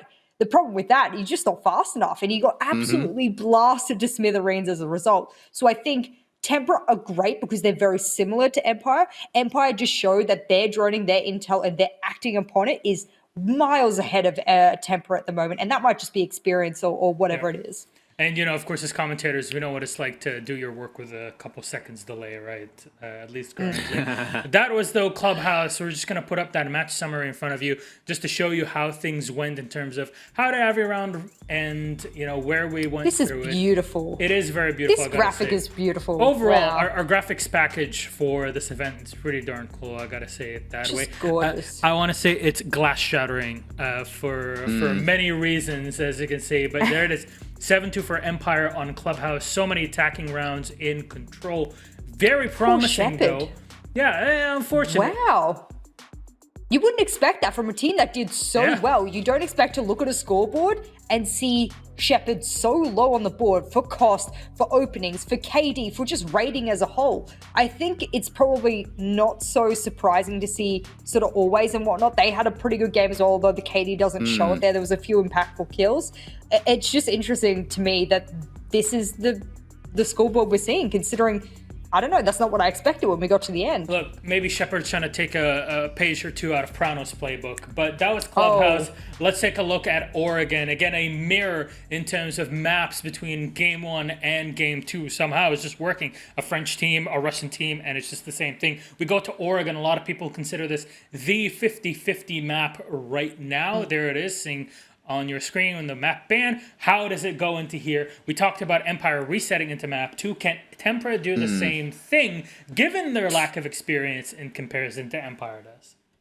It's just such a hard one, I think. The only time that we've seen Tempra lose it has been, well, only time. We've seen them play it 3 times. They've only beat G2 on it. They've lost the other 2 times against Vitality and against Virtus Pro, interestingly.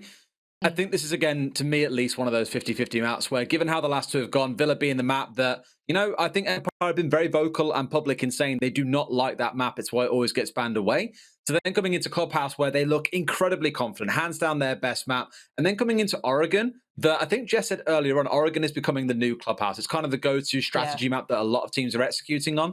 This will be comfortable for Empire. Comfortable enough that they demolish Tempra in the same way again? I don't think so. I'm not going to put a solid prediction on it. I'm sitting firmly on the fence. If this was a fence, I'm sat on it right now. It's going to be a real tough one to call. It's going to be a close match. For someone who usually trash talks people that sit on the fence, I'm kind of surprised there. But Hey, look. Yeah. I do it when there is fair cause. When there is not fair cause, I mean, look. If you guys want to make a fair prediction, I'm all ears. But I don't really see a way in how you can argue one way or the other, given what we've seen across the first 2 maps so far. Okay, how do we compare things to game 1 that we have today between BDS and VP? Because Virtus.pro tried to pull out their crazy Ying drop into laundry. We saw BDS kind of playing in their own style, pushing downstairs with a Maverick into the basement. I'm curious how you expect the metagame to evolve today, because we talked about the metagame earlier in the pre-show, Jess. Yeah, I said to Des earlier on, I was a little bit upset, I guess, that we didn't see those flashy Glass plays. In fact, we've seen just 0% of that throughout all of these matchups so far. So for me, I'm sort of sitting here going, okay, we haven't seen any of the new meta come out that we would expect with the buff and everything for Glass and whatnot. I don't expect them to do anything different here on Oregon. One, it's the deciding map. Who decides whether or not you move up in the winner bracket. So you would not want to do anything out of the blue here unless you were down many rounds. I am looking at the stats for both of these teams. You got to understand, when I say this, take this with a grain of salt, or a pinch of salt rather. Okay. They've beaten BDS on it. Team Empire have beaten BDS. I actually thought BDS threw that match. I don't throw around that word softly. I actually think BDS threw that matchup against Empire. I don't know what the reasoning was. And it was one of those matches where I thought BDS didn't play like BDS whatsoever. So they've won it once. Whether or not that's anything to go off of, I don't know. But Tempra have more experience competitively on it. Not very positive experience, but they do have more experience on it competitively. So I don't know how this shapes up, other than this is probably a really even proving ground for both of these teams. Look, I mean, you mentioned the Shepard for just a moment performance in the last map, despite the fact that Empire won it with such a massive margin on Clubhouse. Any standouts that really need to show up here for Tempra to take it that extra step, turn it back into what we had on Villa with that 7-3 victory? I think it's hard to say an individual player themselves really needs to stand out. I think this is becoming a team matchup between both sides, right? The one criticism I levied against Empire back on Villa was there was a particular round, I think it was round number 4, when P4 just walks through bathroom, kills one person, pulls back into cover, steps out and kills another person, when there was easily at least 2 or 3 seconds in which Empire could have traded.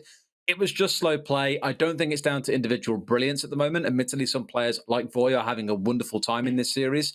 But I think for both sides, it's going to be confidence going into Oregon. That's the one thing I'm looking at. Empire can't sit inside a site and play scared as they did on Villa. You can't have Tempra getting bullied by drones as they did on Clubhouse just a second ago. We've got to see confidence and consistency from both sides coming into Oregon. And again, I really don't know which side is going to shine in that department yet. Okay. I hear there's a little MVP that we could bring up. Yeah, maybe a possible beautiful another graphic that I really want to see live, right? Because I don't think it is Voy. I think it's someone else. You can read it. Tempra, what are you talking about? It's Coaxius. There, you can read too.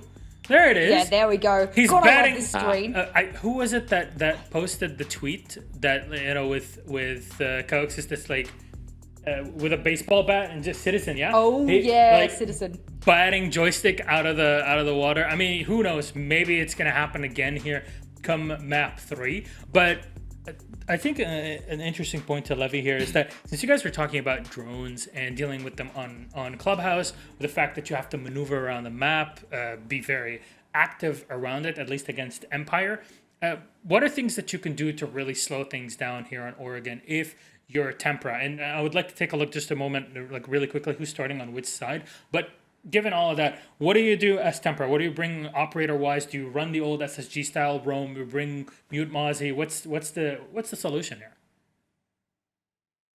Do you want to take that by the horns, or are you busy typing on your keyboard there? Because you've got the keyboard-looking eyes.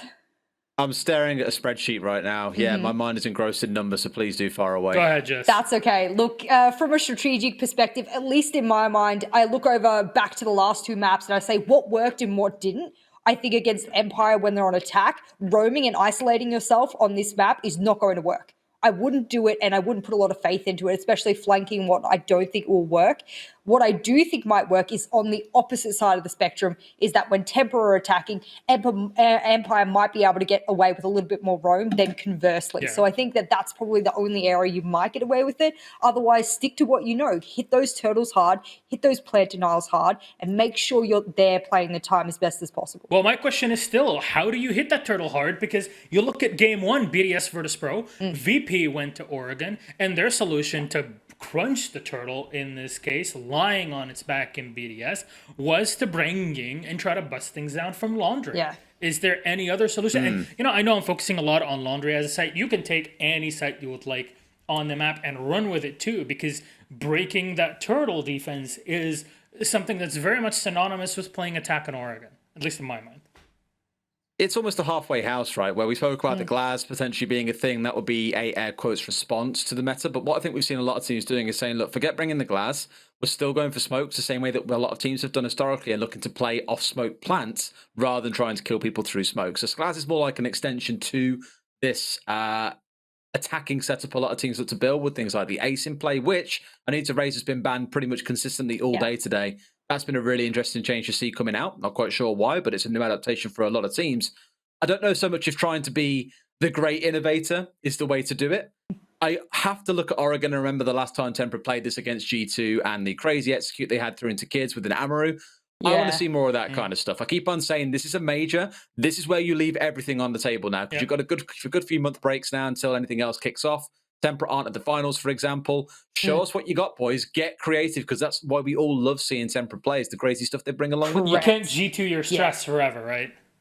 I mean, there's no need to G2 your strats at this point, like Des said. My big thing, and we spoke about this in depth before, the middle name for Tempra is innovation. They are the innovators. Ever since I saw them first come into EUL, they played Coastline and they ripped that map apart like I've never seen it being ripped apart before. And I went, this team makes me want to watch Siege. This team makes me want to sit here and not watch the boring same old meta every time. They don't care about the meta. They've turned around and said, this is what everyone else does. This is what we like to do because it matches our playstyle. So this is what we're going to do. And we don't care about every other influence. And that's why I love them as a team. They've put some really cool shows on the board. Do I think they'll break out of that shell exponentially here in Oregon? Probably not. Team name, who wins? Des? So there's a fence sitter. I really don't want to say this. I'm going to say Empire, I think. I refuse to answer because I cursed VP, so no. All right. Yeah, I want to sit on the fence, but I'll say Empire. All right, you know what? I'm going to just go on and electrify that fence all the way in the back. Thank you so much, Jess and Des, for coming on here and breaking things down before we head into map number 3. It's Oregon again. Who would have thought? It's Europe, right? At the end of the day. Let's toss it back to our casters, Gio and Dev. Map 3, Virtus Pro. Well, they're out already. Will they face Team Empire? That's the big question. Or will Tempra drop down to lower bracket? Let's answer it. Thank you, Milos. Yes, the question, who is the dominant sub-region out of France and Russia, is yet to be answered in this major. And right now, James, it doesn't look like we're getting much closer to that answer, given how close all the games have been today. But here on Oregon, we are going to get somewhat closer. We've had 2 dominating games on Villa and on Clubhouse. Is this one going to be just the same? We've had 2 rounds already of this boxing match, and both teams being some serious punches throwing their weight around 2 very fast maps. I think this one is going to be a barn burner. Oregon looks a bit like a barn, doesn't it, actually? I think this is going to light up. Yeah. I think we're going to see this go much further on, and the reason for that is Villa and Clubhouse very much favored one team, in my mind. But if you look at Empire and Tempra's history, this is the most banned map for Tempra. They banned it 50% of the time in EUL. And for Empire, it's their second most banned map in the last 6 months. And they only played it a few times in EUL, of which they only won it once. That was a 7-1 against BDS that Jess talked about. But since then, they lost it to BDS 7-2 and to Virtus Pro 3-7. And the only wins that we've seen from Empire since were in the Russian Major League against Tier 3 teams. So I've got to say, overall, not a lot to go off from either team. So definitely anyone's chance to take it. Yeah, I think it's obviously really interesting to go back to something that the desk was talking about, and that is that Oregon is kind of becoming the new Clubhouse, in that, I think it can really be characterized as one of these maps that has that kind of checklist kind of vibe in terms of how it is you want to go about it. There are pretty regular setups for most of the sites that we see on here, and a general way of doing things that teams like to adhere to. And that's where this could get shaken up, because Tempra are that creative team that like to try different things out. We could see it get completely turned on its head. But given that this is the nature of what Oregon has become, at least here in EU, that could end up falling in Empire's favor. So as you say, we're still yet to figure it out. We're still yet to find out who it is who's going to come out on top. But there are different ways of looking at it, and there's no way that we can predict it right now. But you know what I love to see? This 6 pick from Scyther. What most teams are going to be expecting coming into this is that shield play. Yes, you're comparing Oregon to Clubhouse. I think Clubhouse sits more in a kind of hard breach metagame area, whereas Oregon sits more in a deployable shield and bulletproof utility metagame. And that's why you'd expect to see the Goyo plus a smoke, probably 3, potentially more shields that you're going to have to deal with on the attacking side. That Goyo 6 pick off of. Instead, we have the Clash. If you look at the utility on the attacking side to try to deal with that, it's mostly just those 2 concussions from Zofia plus the 6 stun grenades, 3 on the Hibana, 3 on the Ashe. Those nades not super effective against the Clash, not quite as much as like a concussion or even an air jab would be. So I do like this from Empire. It's not something that I've seen a lot from them in the past, and I think it might be that little bit of edge, that little bit of something different, that little bit something unexpected that's going to really slap Tempra right in the face. Yeah, there's one part of this setup that I particularly like, and we see a lot of teams do it. It's really a preference thing, and that is that they've left the soft wall in front of the back stairs open. And that means that they will definitely have some fight back on aggression that could come down from there. So Scythe is actually present here in Pillar, always is playing on the stairs as well. Sometimes you see the Clash be present more in construction blue, but he's going to get really up close and personal to P4. But because of that soft wall, you can still have the support back from within the site that can be shot onto those players who use the stairs. Always hanging out in Harry Potter. Nice Kaid ban from Tempra means they don't have to bring the Maverick or the Thatcher to deal with that hatch. Hibana will dispatch quite easily. We're likely to see some other form of hard breach used to flush out Always' position in a very typical spot in Boiler. And there you go, the Excaris goes onto the wall. It's for the most part shot off, and Always is very much still safe here. This is a really strong position. We see teams typically have a player, but that ADS has been wasted. Always nearly gets flashed. He retreats into blue, where there has actually been no pressure thus far. Tempra really leveraging this electrical hatch and the rear stairs, but a nade might turn things. No, not really so far. Always is still just darting back and forth. Does take some damage, but it feels like Tempra are not that much closer to making their endeavor work out. They still haven't been able to get most of the wall open, and there's the first kill from Always. A second straight through the barricade. And look at this Team Empire just clearing up. Always puts a third on the board, Joystick joining in, and now that means just Voy is left upstairs. He's got the Geminis that he can use for intel. He also has some drones too, but going up against all 5, he would have to ace to take this round. And he's going to take a moment, head upstairs. I think he's mostly just going to be talking to his team right now about the next round. Tempra have effectively lost this. For the most part, Voy, yeah, he might give it a crack. He's not going to save KD, but he's going to take this chance of the most value he can get out of this, which is to talk to his team about Dorm's attack. That's where we're going to likely head next. Empire sealed the deal really easily. No point dwelling on that too much for now. Scyther's actually just hunting the kill in meeting. Voy might find an exit frag. Please don't. I want to see that flawless round. Damn it, you shut down Always. That ruins my stats. God damn it. But oh well.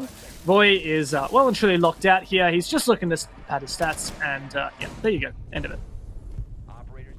Not a biased caster, by the way. You were literally cheering for Empire. How dare you! I'm going to get some angry French messages. Yeah, I'm not going to do an impression of angry French messages. I would actually lose my job. Oh, well. That didn't go very well for Tempra. Didn't it? No, I get the vibe that it did not. Yeah. Well, it was. It didn't start well when, with 1 minute 10, Tempra, they hadn't really emphasized that blue bunker presence. They had one person outside there. They had two people on the rear stairs, two people above the hatch. And they couldn't flush out the position of Always in Boiler using Hard Breach on that wall. So they decided, look, how about this, guys? Let's peek him. And guess what? Always says, hello, I'm going to find you. And, oh, you're going to peek me too? All right, bang, you're dead as well. And, oh, there's another one. It must be Christmas. And he got a 3-car on the round. Crazy stuff. We talked about how Always and Dan are on point. They're hitting their shots. And that was a nice warm-up round there for Always. Yeah, I mean, they struggled with something that you see a number of teams struggle with, and that's actually making the X-Kairos onto the E-Box wall work. A lot of teams will bring smokes to obscure them, so they can't just straight up be shot off by anyone who might be playing in supply. But even then, you know, that happened there. I think they managed to get 4 to detonate because it was only a small kind of square in there. Definitely something that a number of teams struggle with, but hopefully for their sake, they will not struggle as they head into the attack onto Kids and Dorms, which, as you so wildly predicted, you are just a genius. This is where Empire have decided to come. What I just don't get is Joystick, he loves this ACS-12. He's giving up the older for it. I just find it so ridiculous. Hey, but if it's working, man. Yeah, he got a kill last round. I don't know if that's enough to ditch the older, especially in close range, such as the position he's playing in games. It's just so good. But I guess he can contest more aggressively those long, tight angles through the floorboards. So, all power to him. Joystick, prove me wrong. Empire going for something fairly typical at the moment, which is what we see is the push in through Master to breach onto the games wall, and they'll have to deal with the impact trick from Joystick, typically in conjunction with the player pushing Attic. At the moment, it's just a game of clearing util. Is this going to be a fast push, or is P4 prepared to just destroy that second deployable shield? It is a fast push! Go for it, Tempra! Yeah, straight in. Joystick the first to go down, but does and gets bled out. It doesn't matter though. Shinka's going straight in with the plant. The kills are surrounding, but so is the smoke, and that means he goes down before he even has the chance to finish it. Suddenly things are on the back foot for Tempra as the kills come raining in for Team Empire. And once again, just one remaining on Tempra. It's Chaoxis. He's trying to hold the angle over towards the white stairs and gets one. That's Dan. Now it's a 1 versus 2, but can he finish off the remaining 2 members? There's no way he can go in for the plant right now, but he has plenty of time to play with. But Team Empire aren't going to be feeding him the victory that he wants to get. He knows there's a player behind the shield. He can't quite get it. He's just going to have to avoid it. Runs around to get the rotation, but there's players on either side. Team Empire still hold on tenaciously to that round, despite the fact that Tempra wanted to get aggressive. Goodness gracious me. Do these guys want, I don't know, want to go and have lunch or something? What time is it in Europe right now, Gio? It's 5:38 Here is 20 to 7, so it's 20 to 8 in most of Europe. That's getting pretty late for dinner. So I think that Tempra just want to go and have some dinner because they're trying to speed run this, and I'm afraid it does not work. Cool attempts. I really appreciate the aggression. I really appreciate the ambition, but it didn't quite work. I think the hole in that attack there. Well, I mean, you could go into detail. Rushes always inherit some kind of risk. 3 players pushing in through trophy into games. 1 going dead for that plant straight away. 2 trying to just make some ruckus and distract. 1 player pushed in through through Attic rather. The hole in that defense is white stairs. That's where we saw Dan hanging out. And as soon as he realized the jig was up, he snuck in. He made that rotation back into games through the top of white stairs rotation hole and cleaned up, I believe, 2 kills. That was really the point where that rush just was completely thwarted for Tempra. And that's the problem with these rushes. You're taking a risk, and if you leave one tiny hole in that strategy, it will be exposed. And of course, it's going to be Dan to do it and always to close the round, because those are the players from Empire that we're talking about all night.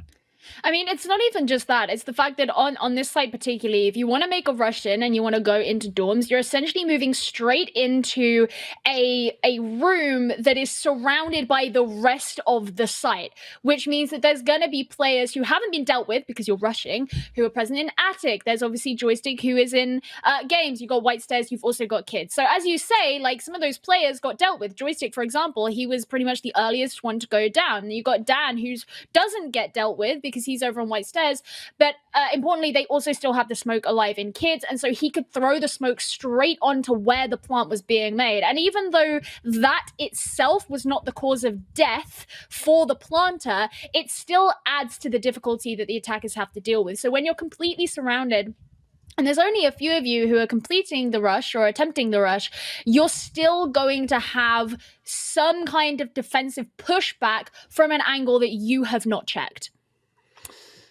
Yeah. It's a bit of a shame for Tempra that it didn't work out, but like I was saying, I love the ambition. I love that kind of pace. And I guess they want to go have some dinner early or what have you.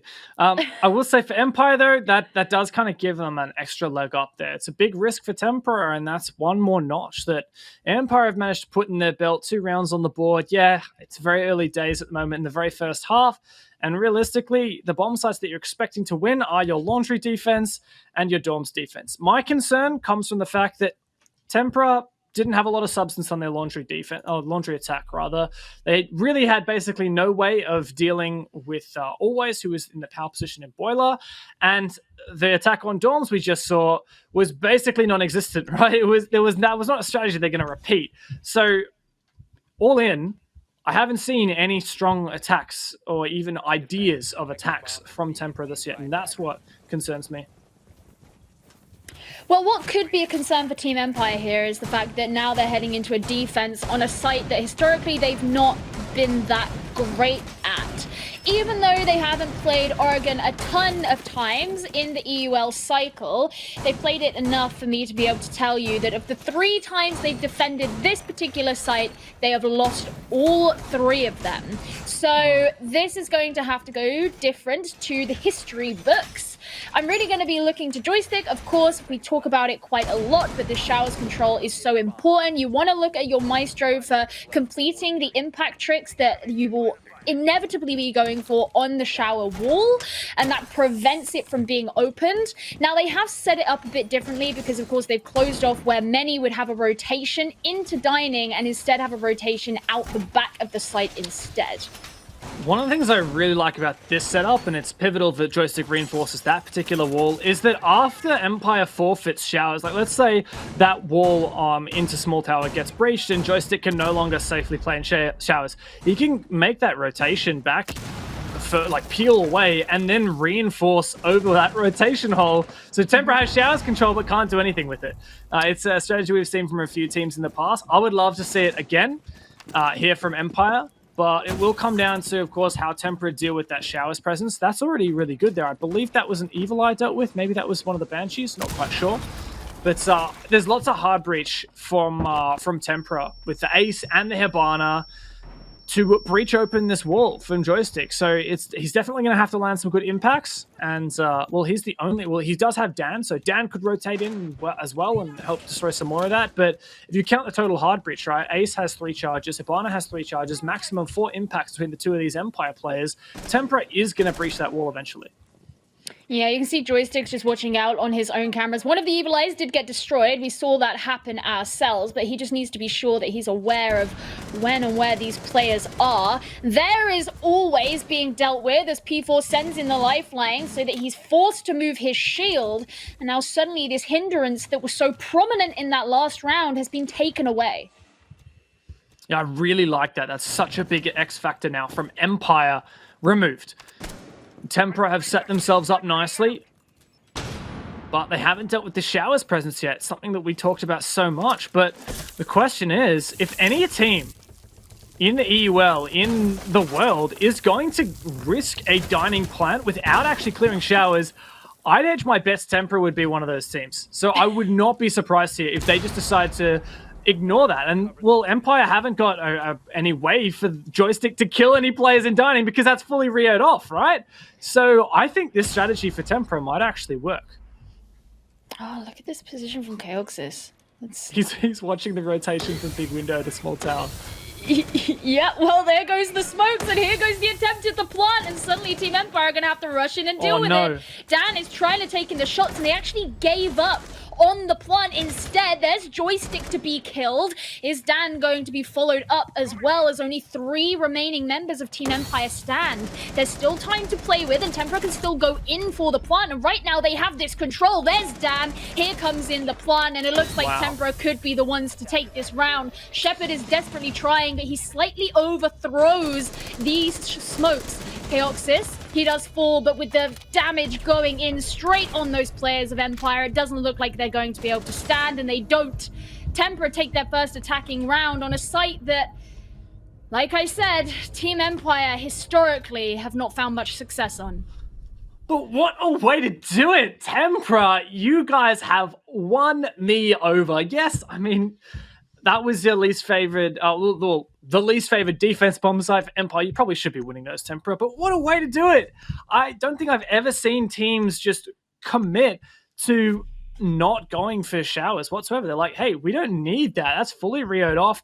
Joystick basically can't do anything. The only way for Joystick to try and peek into dining is to go back out showers to the rotate hole and peek the dining hole to the white hallway. Guess what? He did that. He got his skull smashed in by Shinka with Ace's sake. There was just about no way there for Tempra to stall out Tempra for long enough because, well, Empire, they threw 2 gases to deny that first execute from Tempra, which came out around 35 seconds left. Those gases were all gone by the time the real execute came out for Tempra. 15 seconds left. They were watching all of their flanks, be it from showers, from the hallway into small tower. We even had Chaoxis on the roof, for hell's sake. Like, that is just so much coverage from Tempra, forcing down that plant. What a lovely strategy, and they completely bypassed that entire showers minigame in doing so. I love to see it. Yeah, and you know, it was nice. I think it was Scyther who was upstairs on the hatch. You very frequently do see a defender who will be playing on the hatch, and he didn't even really have to be challenged. Tempra basically walked in and they played their game, and it's something that historically Team Empire have done a lot. We saw it on Clubhouse. We discussed the way they like to ignore roams, and while this isn't exactly the same thing, it's still the same general idea. We go in and we play what we want to, despite your setup. We're not going to play into your hands. We will make you play into ours, and it didn't work out for Team Empire. It worked very well for Tempra. And so moving forward into these next few rounds, as they begin to revisit sites that Empire have done very well on in this map so far, are Tempra going to be bringing out that same kind of attitude? If we cast our minds back just a little bit to the first round on this map, we saw Team Empire very handily defend this basement bomb site, really thanks to always holding in Boiler on that reinforced wall, not able to be flushed out. Now, some X-Kairos did detonate, but not enough to punish him. Scyther's actually picked off the Clash onto the Mute, and those Mute Jammers, well, that Mute Jammer on the wall will protect always. No hard breach will be able to detonate, but the change here from Tempra is Durza. He's taken the Ying, and that means things could very well get heated. An explosive execute could come out through this hatch where 2 players currently sit. 3 players currently sit. This is about to get hot. Yeah, they really struggled to gain control here before, so is it going to change? Dan is trying to shoot on through. He throws in an impact, but you still got to remember that those Candelas could end up causing such destruction and so much chaos. There's the Gemini to provide the information that they need, and that's going to help Tempra decide what it is they do next. Candela's getting ready. In it goes. Durza will follow up, and this is their opportunity. Scyther takes a lot of damage. The next one is ready, but always secures himself the first kill. It's a backwards and forwards for now. They're just looking for what they can as Durza pushes deep into the site. But Dan, he started to get things back, and Tempra are very much on the back foot. They have just basically 1 player remaining unless P4 can pick Durza up. It's a 2 versus 2. They look for the kill, but Dan said, no, this is our territory. You may have been feeling good after kitchen and dining, but this is our site. Once again, we see that zest, we see that creativity and that gusto from Tempra, but Empire hold down the fort. A very, very early execute from Tempra. They went all in 5 versus 5 over a minute left on the clock, and they went for that Ying execute. I really liked the idea, but it's such narrow margins that win or lose you executes like that. As soon as you're not watching one angle and your Ying player dies, in this case, Durz actually survived into that 2 versus 2. The plan just hits the fan, right? Empire had so much map control there. They had control of blue. They had freedom to move around. I don't believe there was anyone from Tempra pressuring blue from bunker itself. Tempra still had Always, who found the first pick once again from inside Boiler. Not to mention the fact that Tempra very much put all their eggs in one basket. And as soon as that Ying Candela started to detonate, Empire knew what was happening. They knew to be ready, get their guns up. And Tempra fell into their waiting arms. A 2 versus 2 was a decent position for Tempra to be in, but when Dan's still alive in the server, and he's playing like he has been for Empire tonight, well, I certainly won't count out Team Empire. They go up 3-1. They're looking strong here on their Oregon defense. Yeah, Dan is having hell of a day so far. He was given a significant amount of control in that last round, given that there was no late reinforce onto elbow, and there was no congestion of that part of the map either. So once again, just so much control allowed to be retained by him. Maybe he will find himself in a similar position this time. Now, last time Tempra obviously attempted the rush. They do say you should never try and do that twice in a row, regardless of whether or not it worked the first time. So I highly doubt that is what we will be seeing again. Instead, Tempra are going to be starting things off to actually gain control of Attic properly, just like good teamship. Good team. Very nice. Yes. Good Do team the normal strategy. Do the meta strategy. It's not what we kind of know Tempra for. They're kind of known for doing off-meta things, but they played I don't know. Their Villa was reasonably on meta, I will say. I think they didn't. The thing that I don't like to see from teams that do these creative stuff is when it looks like they're only winning because they are quote-unquote cheesing the round.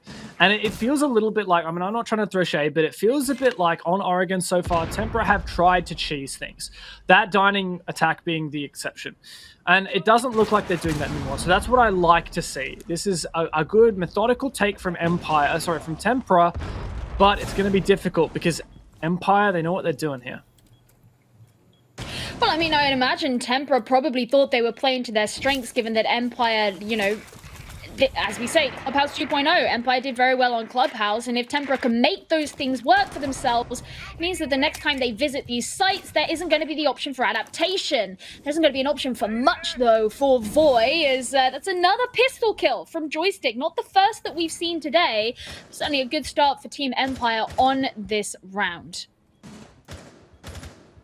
Lots of roam presence downstairs from Empire, which means that even if Tempra can blitz in and start to take control of the bomb site, there's a lot of ways for that plant to get denied.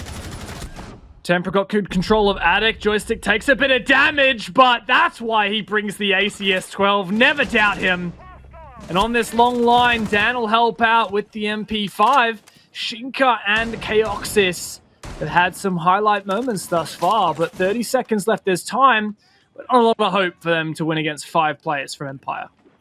It'll be hard to provide any kind of pinch here for the attackers, but they've got to attempt what they can. There's a smoke. Shinka really in no position to go for the plant, though, as he takes a ton of damage, and Shepard finishes off his teammate. He is trapped, and he is really going to struggle, but he gets another couple of kills.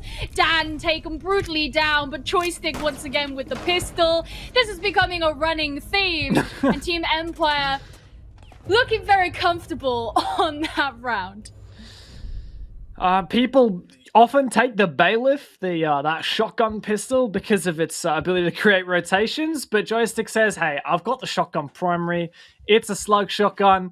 Hello, oh, no. we're sitting back down I'm again. wearing my pajamas. Ah! The illusion is over.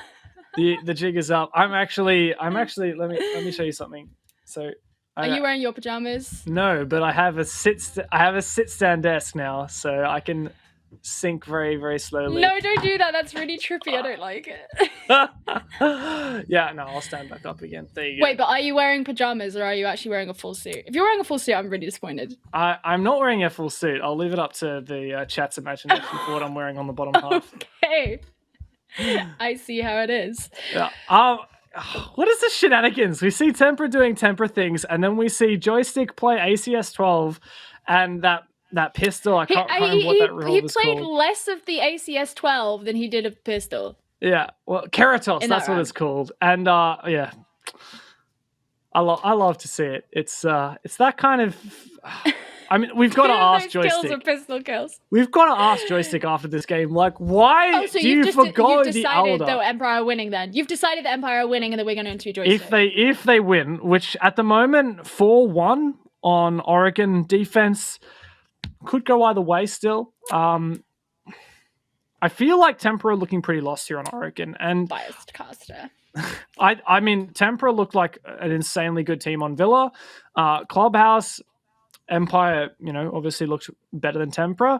I think there's I have a lot of hope for Tempra. In fact, I actually changed my predictions because for the third game that we've got, it's going to be the loser of this match versus the loser of the first match, which was Virtus Pro. Mm-hmm.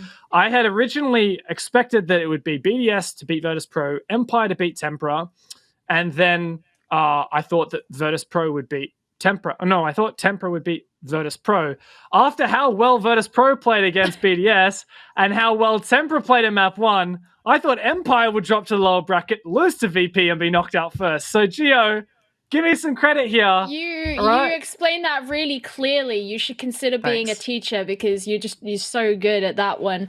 I think it is a pretty valid point, though, the fact that it's really quite hard to pick who you think is going to win any of this. This major definitely feels so far a lot closer than the last one. I mean, Rogue was in the last one and we saw what happened to them. Whereas in this one, all 4 teams are putting up a fight. Crazy, unprecedented. No, but it really does feel like that, and it's not just I like we all like to dunk on a team, and yeah, okay, Rogue, especially when that team's Rogue. Yeah, we've really milked that one. But the point is that these teams have also had another stage upon which they can build what it is they're doing and their improvement. And these 2 teams particularly are teams that have experienced a ton of improvement in that stage. They came 7th and 8th in stage 1. Yeah. They couldn't even see the major over the horizon. Like, they were really struggling. But this time around, they're like, nope, we're here, doing a really good job so far. BDS and Virtus Pro was exceptionally close to the point where it could have gone either way. And I mean, don't even forget that BDS won the last major through the lower bracket because G2 2-0'd them. So it is a testament to how close EU is, but the fact that this major it feels so much closer and we are not even at the end of the first day yet it's a lot of fun. I like it. Yeah. Keep in mind as well, BDS and Virtus Pro already confirmed for top 16 6 invitational points globally, so they already got those invite spots. Empire and Tempra are not so. They currently are in a position where they've got to get first or second place, I believe, in order to confirm their spot. Currently, G2 is eagerly watching and hoping that both of these teams end up 3rd and 4th last places in the major, because that will allow G2 to slip through. I think that G2 has also got to rely on some other regions as well. I'm not sure. I have to ask Hap for the exact numbers breakdown. Should have saved your strats, G2. Yeah, there you go. The TLR of it is Empire and Tempra have so much on the line. It's not just the heckin' crazy prize pool here that we have in the November major for Europe, but also for those SI points, which are the pot of gold at the end of this major rainbow. And it all starts here. This is your opening match. Start strong. Both of these teams have showed that they have what it takes. Yeah, I mean, we sell the stories of glory and reverence and all of the things that these teams have built for themselves in the past, but I can imagine that for these players, what means most to them is the ability to get to the 6th Invitational, the biggest event of the year and the chance to crown yourselves as the world champion. They're probably not sat there being like, oh, this would be a really good storyline to write about on Reddit. I doubt that's their priority. But the point is this is a step on the path to becoming world champion, because this will give them the opportunity to get there. And that's an opportunity that Empire came so close to taking for themselves back last year. Tempra haven't had that chance yet, and yet it's in both of their sights once again. And this is the only bomb site on which Tempra has won a round thus far on Oregon. Some slight changes in Empire's setup, reinforcing these main walls. I like that. It drains a bit more of Tempra's utility, as previously they didn't really use any of their hard breach. They didn't have to. They decided not to breach showers. Now, Empire will be aware of that, aware that Tempra goes for those pushes without clearing showers. And the pivotal thing here is plant denial. Shepard will have to make sure he gets his gases bang on. Shepard, a player who has struggled all night long for Empire on the back line. He needs to nail his job. Okay, Oxus is creeping around through Garage. We saw him set up a drone for himself, but he could come in with those Excairos and open up a hole behind and come in with some kind of a pinch onto Shepard. It looks like he's looking through that drone hole and preparing to do something just like that, but Dan gets himself the first kill, the man of the moment and the man of the map, and presumably the entire day so far. There is that key fragger and the breach charge holder of Durza taken straight off. Tempra very much shaping up for this plant. P4 with concussions primed. And Voy with the plant on the horizon. You mentioned Chaoxus will keep an eye on him as the execute comes forth. Those concussions may mask the sound. Void to force down this plant, but Chaoxus is covered from above. But is the plant covered? It is! Dan gets aggressive and somehow manages to die, but Tempra end up biting back and turning this back into a 3v3. Shinka goes in for the plant once again. Oh. You saw Shepard trying to move forward, but once again, it's denied. They can't go for it just yet. P4 starts to be exsanguinated out, and there's a kill from Chaoxus jumping in from the back. They have 5 seconds. If they want to go for this again, now is the chance. Shinka, he's doing it. A Scyther tries to move in from behind. Can he get it? Yes! Oh, that was so close, but Team Empire make amends on mistakes of the past and take this round to put themselves at 5-1 at the half. Heading into their attack, they should be feeling very good. And after an embarrassment on Villa, Empire look like a completely different team to what they did an hour and a half ago. Yes, there has been a rehost. That is not the complete kill count. Don't you worry too much. But the fact that Empire only got 3 kills that round and won it tells you a damn sight, a lot about that round just there. A beautiful job there from the Valkyrie player of... Wait, no, who was that? It was Scyther. There you go. Amazing from Scyther there to deny that in the dying moments, because it was really on Tempra to try and desperately cover that plant, but not looking good when you really don't have info on where those players are. Scyther bided his time, waited for that 0-0 on the clock, and took down that planter. Perfect stuff from Empire. What a half. Oh, and I mean, I liked what it was that Tempra were going for. They had it well-timed and coordinated so that Chaoxus could almost provide a distraction that meant the cover upstairs would not be able to deal with the plant. And yet Empire still swept in and managed to prevent that. Oh, okay. Rehost. Attackers won round 7. Congratulations, Team Empire. I thought that you did some really good work in this round. No, we are going to be having a rehost. I promise and you won't have to see Gio's pajamas this time. PJJs. Anyway. It was a nice attempt, and I liked the thought process behind it, but it was impressive that Empire did make that work for themselves, especially as we were talking about Shepard having been something of a weak link of late. And you think, if he's taken out of Kitchen and you don't have that cover from Kitchen, how much room does that give to Tempra? But we didn't even have to worry about that because of what happened. And it's almost crazy because when we were talking about Scyther at the end there, and we were saying, you know, Scyther was the one on the Valkyrie, my first thought was, well, yeah, of course it was Scyther. Scyther's been doing great. But I'm thinking of EUL, Scyther has been the guy we've always been talking about. And today it's not. It's Dan and Always today. And it's kind of crazy. I just had this moment where I was like, wait, Scyther isn't the player that we're constantly talking about today. Yeah. It's funny, though, because I feel like this Empire, it's not just the fact that Scyther is maybe not quite so switched on and Dan and Always are. That's not the only difference I'm seeing compared to the Empire we saw during Stage 2 of EUL. I hate to put a light on some worse things, some kind of negativity, but Shepard hasn't played this badly all season. I don't know what's gotten into him. It's really sad to see because Shepard has been such a fantastic support player for such a long time, and he is the backbone of this team alongside Joystick now, I guess you could say, playing those support roles. And it's just really difficult, especially when it's those support players who are really struggling to get into the fragging department, even sometimes in some cases fulfilling their role. I will say, when Shepard's doing a good job, it's not necessarily on the kill feed. For example, in that previous round just then, Tempra tried to execute 2 times. The first time Tempra tried to execute and get that plant down, Dan swung somehow and killed the planter with the MP5. Lovely. Second time, which was the more crucial time because there was less time on the clock remaining, it was about 15 seconds left, and the gas from Shepard denied that plant, forced Tempra to fall back. And so, yes, while it might look like it's all Dan and all always, I will say that despite Shepard, for example, really struggling today, he is still nailing his job when it matters some of the time, or most of the time, I might dare say.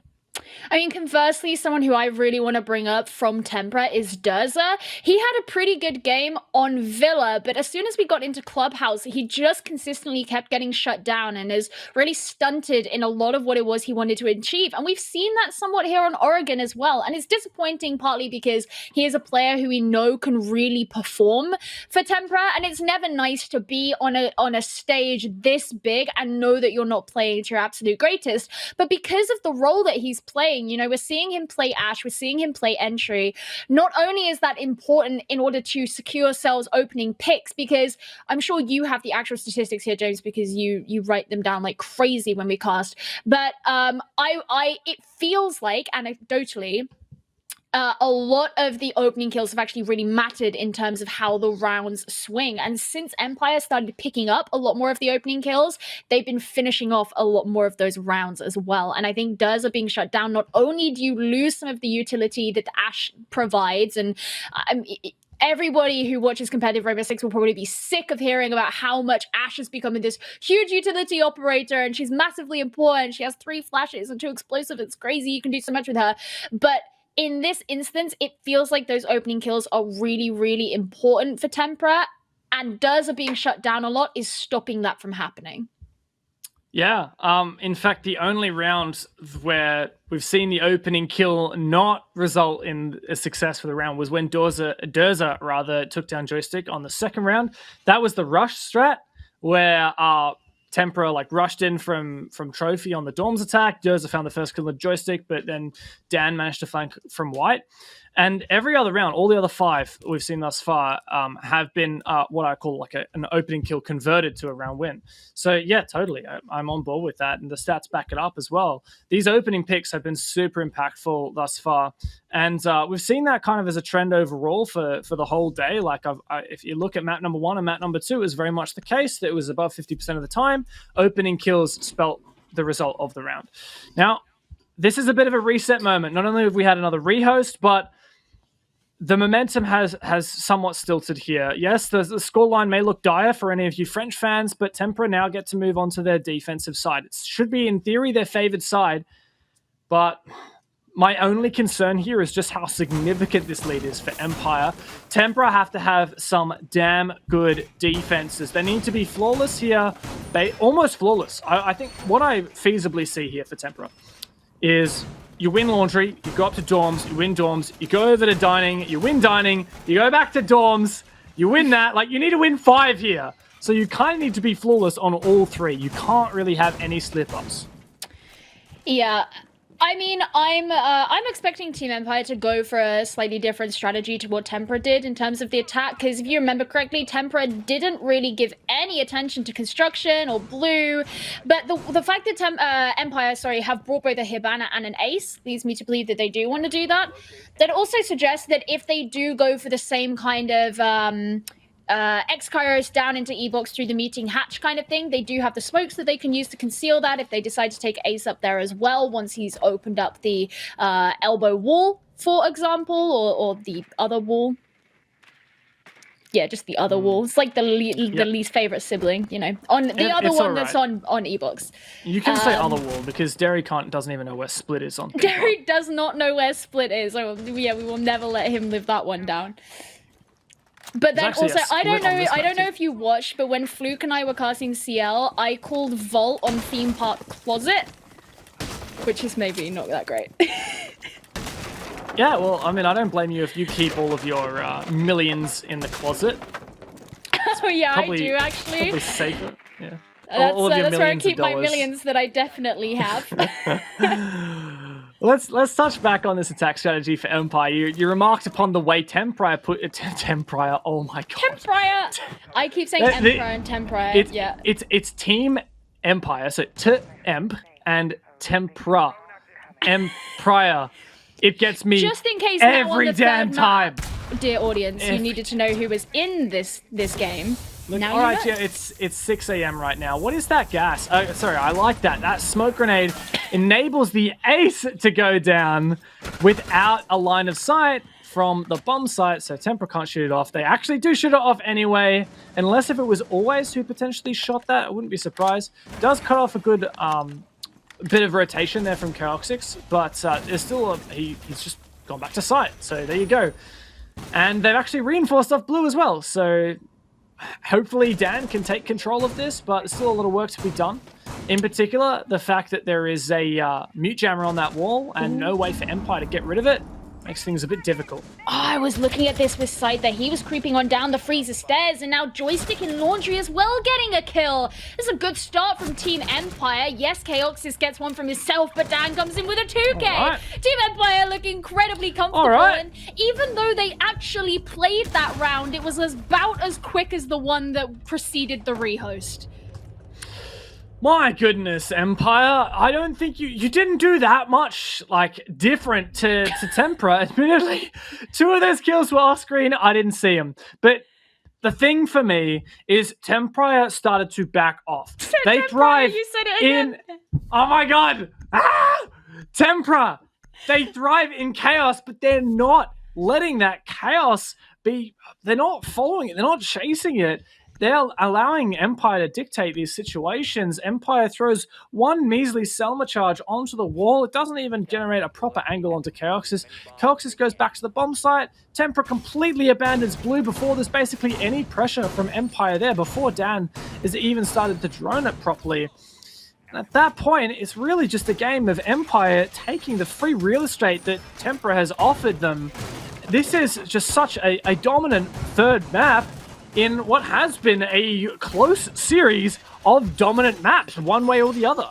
And I think at this point, given that Empire are now on match point... Okay, so the scorelines have been getting narrower and narrower in this series so far. If Empire win this next round, we have a 7-1. The last map was a 7-2. The previous one was a 7-3. So it is just narrowing. But I want to set the stakes here somewhat, because no matter who loses this, they will still be in the tournament for now. They will just drop down to the lower bracket, and we will see them play against Virtus.pro in the next game. But remember what both of these two teams are fighting for. For Team Empire, this is the first time that they have been at a tournament level this high since the Raleigh Major, which they won. And they took back their pride, I suppose, from G2 all the way back then. Whereas Tempra, they haven't been at this level. I mentioned before you have someone like Voy who has played at SI and he has played in the Paris Major, but not with this team. He's trying to lead them back into that battle. And for a number of these players, this is their first time being in a major, being able to make that mark on the world. There is a lot for both of these teams from a pride perspective and from what this means to them. Not just that, but the ability to gain SI points as well, as both of them have to make it in the top 2 in order to get those. So this is huge, and this could be about to be lost for Tempra.